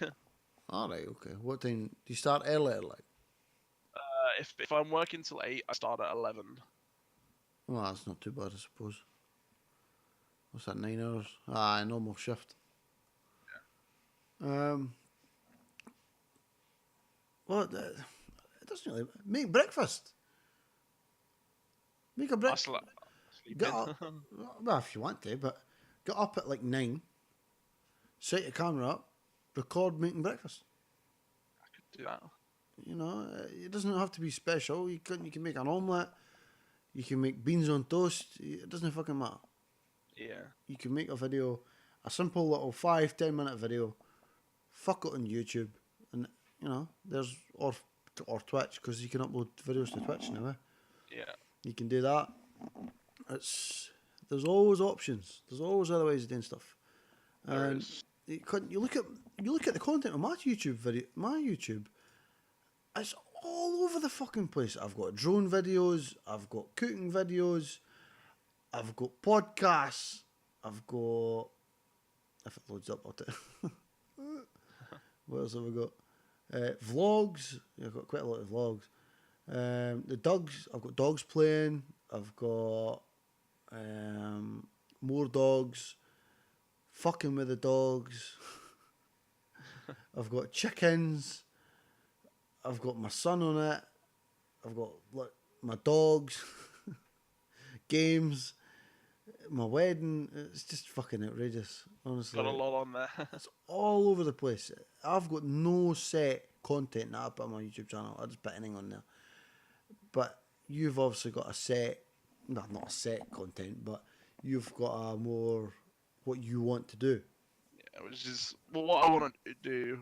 The dream for me is to be a full-time live streamer for games, but preferably WoW. But I'd play other stuff as well. Well, you're quite well mannered as well. You don't seem to swear a lot, do you? I swear a lot. I've been reading it back in for the podcast. I'm incredibly silver-tongued. Oh, you've heard me swearing. Yeah, I know. By the way, everybody coming on is the same. I'll try and keep the swearing to a minimum. I'm like, I don't give a fuck. Just go for it, man. I get in trouble at work for swearing too much. So. Well, if you're around clients and shit, I would imagine, you know. Well, that's the thing. Almost all of my support is over the phone, so I don't actually see anyone. All right, okay. That's why I know what I want. I go to work in a hoodie and jeans. That's why I sit at my desk in a hoodie with like Converse and jeans on. Right, okay. It's I'm not face to face with the customers. I do all my support over the phone. It's all for the job that I do. It's for a bit of software called Practice Manager. It's basically, you know, when you go to the doctors and they have all your patient information on a computer. Yeah, on Google. Not quite on Google. I know what you mean. Yeah, I know what you mean. The program that they use to store all that information, you know, all the letters that they send you, the invoicing they do if you do private, paid for the prescriptions, just all your patient information, that is kept on a piece of software called a Practice Manager. Right. And I maintain, support, and develop that software for private consultants. Okay. Across the entire country.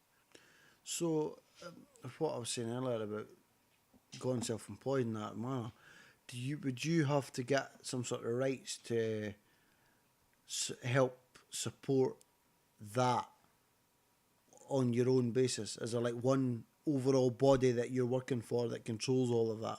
Yes, there is, unfortunately. Right. So that's why if I was going to go solo, it'd have to be with a different software. Right. Okay. That makes sense. That makes it a bit more complicated. So they've done it well. That they've done it in the manner that people can't do that. They've monopolised it, basically. Yes, they have. It's a bit shit, is it not? I Well, you just have to work harder with your other types of content. do. Let people on YouTube know that you exist. Yeah. Because let's face it, you can go on Twitch and hunt for days and you'll still not find Preach. Yeah. You have to know about Preach. You know what I mean? So you've got to find him in other ways. He's got to put himself out there in other ways. His community's sorting him, but his demonetization thing, it's a bit of an issue. It is. I've always thought he could just make another YouTube channel and make it clean. Yeah. Make different types of like his mates what. He could still do that. I don't know. I don't want to go too deep into that, speculation and. Yeah. I was speaking to Mephisto last night. We did speak about him and Ghosty a little bit, but it was like literally a little bit because we knew what would happen. People would get wind of it. People would start making more speculations, and that's not what we want. At the end of the day, it's none of our business. No, it's not. And as much as I'd like to know what happened. I'd like to know what's going on. I want to know but no, it's not going to do with me. At the end of the day, if you left a job, it's got fuck what to do with me. Yep. If I left my job, it's got fuck what to do with you. Exactly. I'm not trying to be a dick with saying that, but that's the realistic term of it. Yeah, you're 100% correct. Yeah, it's just fact. So, fuck it. Leave them to it. I actually feel quite bad because I seem to be watching Ghost more than I'm watching Mike, just due to the time. Yeah. I can't watch Mike during the day. No, I can't either because of work. But Andy might be doing something in the game at night, and he'll live stream, and I'll watch him. If Mike was doing the same, I might watch him. Yeah. But yeah. Anyway. What's if you're going out to get pushed tonight, right? Who are you phoning to come with you? I don't phone anyone. I sit on my lonesome because all my friends that live in Milton Keynes, are all at university. All right, okay. Would you not go out to a student night with them? No, there's no university in my town. All right, okay. Oh, so they're away. Yep. Right, okay. So, yeah, if I was gonna drink right now, I would log on to WoW. I would grab a bottle of something. I've got Jägermeister in the fridge. I'd grab a bottle of Jaeger. I'd log into WoW. I'd be like, right, I'm gonna get fucking drunk. Who wants to do some Mythic Plus, or who wants to do some transmog runs? Who wants to play some WoW? And I'd set up a game. Let's say, well, do Mythic Plus. Every time we kill a boss, I do a shot. Or every time we use Bloodlust, I'll do a shot or something like that. And I'd get pissed that way, and I'd have a laugh with my mates gaming while I do it. That's the way to do it, man. It's definitely the way to do it. See, when I start gaming, if I'm having the drink tonight, I wouldn't be gaming tonight. I would try. I'd maybe live stream fucking Crash Bandicoot or some shit. And then I'd play it for maybe 20 minutes, 30 minutes, and then I'd start dying a lot at one bit. And then I'd be like, right, fuck it, I'm logging off. Boom, done. The live stream's finished. There's no interaction. Yeah. And there's no need for it. So I generally try and tend to avoid games because I just get annoyed. And I remember, what was I in before? I was blind drunk one night and I was playing Arthur Valley. And I was trying to invite everybody to a group whilst I was in there, changed to instance and things. Oh, it was just chaos. I was like, come with me, I'll tell you what to do, it's fine. It's like, nah, you're drunk, man. And then the next day, I had 10 people on my friends list that I had no idea who it was. Oh, shit. Who are you? You're going to tell us how to do this? And no. Nah, I'm not doing that. I'm not telling you how to do Atarac Valley. Google it, man. So I just avoid it. I was at the point, right, where I got that pissed. I got my character pissed in Warcraft. My spelling was bad. My character spelling was bad. Nobody knew what the fuck I was saying. It was great. What a night Sounds that was. about right. Sounds Yeah. like classic Hagar to me. Oh, it was brilliant. Actually, I'm sure I went on a role-playing server one night when I was pushed and I attended a wedding. God. I went to a fucking wedding, man. That was my... And then they got pissed off because I was a hunter and I had a crocodile. And it was in the bar. That annoyed you. Get your crocodile outside. I'm like, what? What are you talking about? I'm in Stormwind and, you know, pet crocodile. I'm a hunter. It's following me everywhere. Probably set on aggressive at the time. I loved that. I loved it being on aggressive. We just fuck off and go and kill shit. Oh, it died. A bit of hit feint death. Anyway. Good fun. Sounds like you might. Yeah, I've had some drunken nights in Warcraft, like. But my old guild leader, no, I'm quite adamant, right? See your raid leader. There's one thing he cannot be, and that's your GM. And he cannot be a healer or a tank. Right. Sorry, two things there. Yeah. Because one, it needs to be a simple class that he's playing with a simple rotation because they need to be focusing on everything else. So the muscle memory needs to be really simple when they're hitting the rotation. So when they're looking at everything, all right, by the way, this is happening now, this is happening, that's happening, go, go, go, you go, you go, you go. If you're a tank, you've got to be communicating with the other tank. Right? So there's one entire fucking part of the fight you need to be talking. Right, taunt now. Right, you run over there, quick. It doesn't make sense to me. Anyway, something like a hunter, a BM hunter.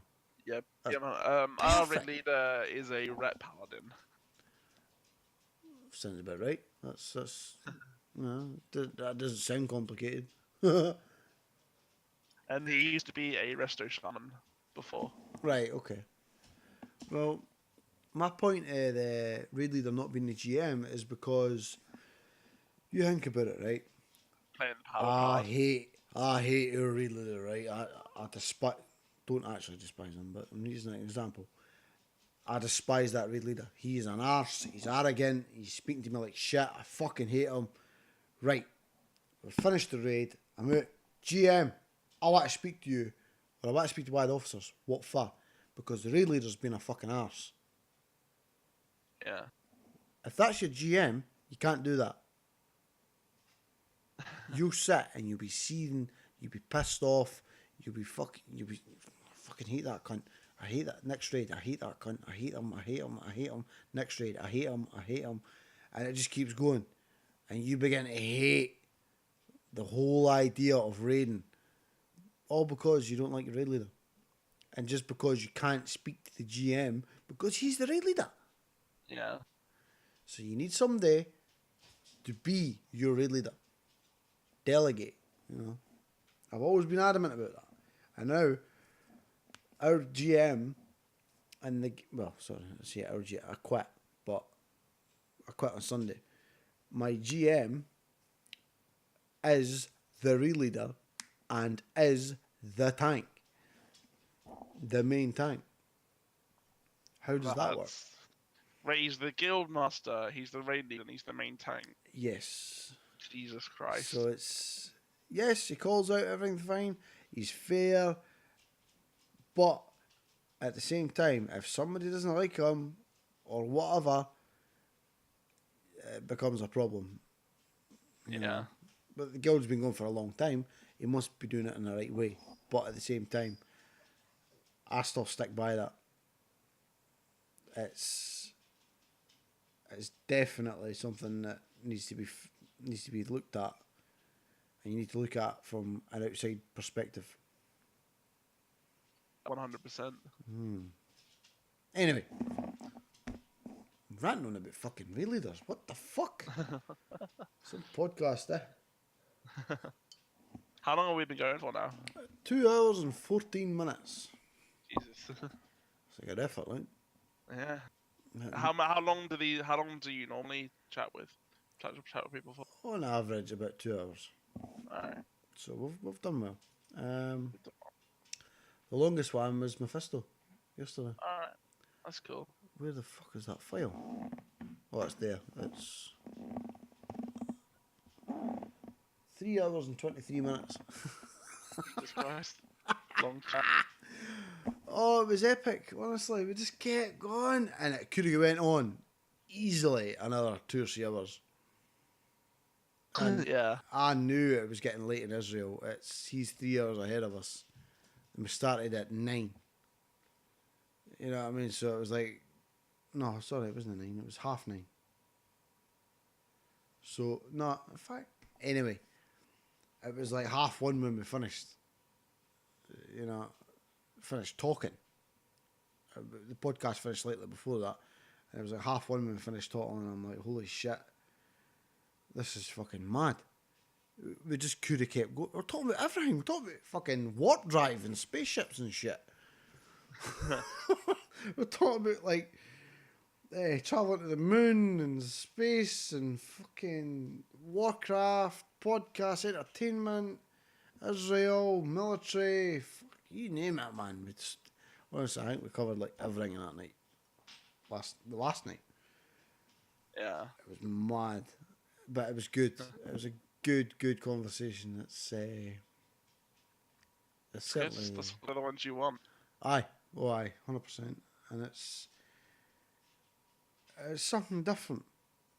Podcasts is a different form of entertainment altogether, and it's definitely worth it. I mean, I didn't start listening to it. Somebody had asked in their I think it was Swag Squad actually. Yeah. Are you in that? No, I didn't go.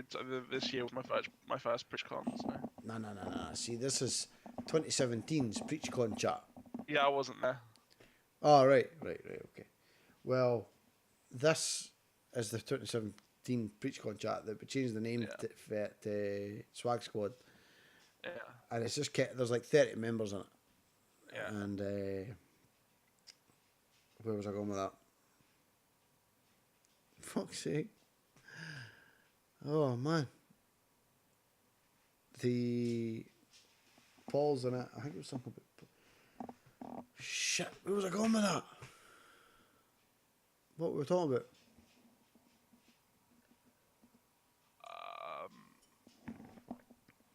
Podcast, talking to people, talking for ages.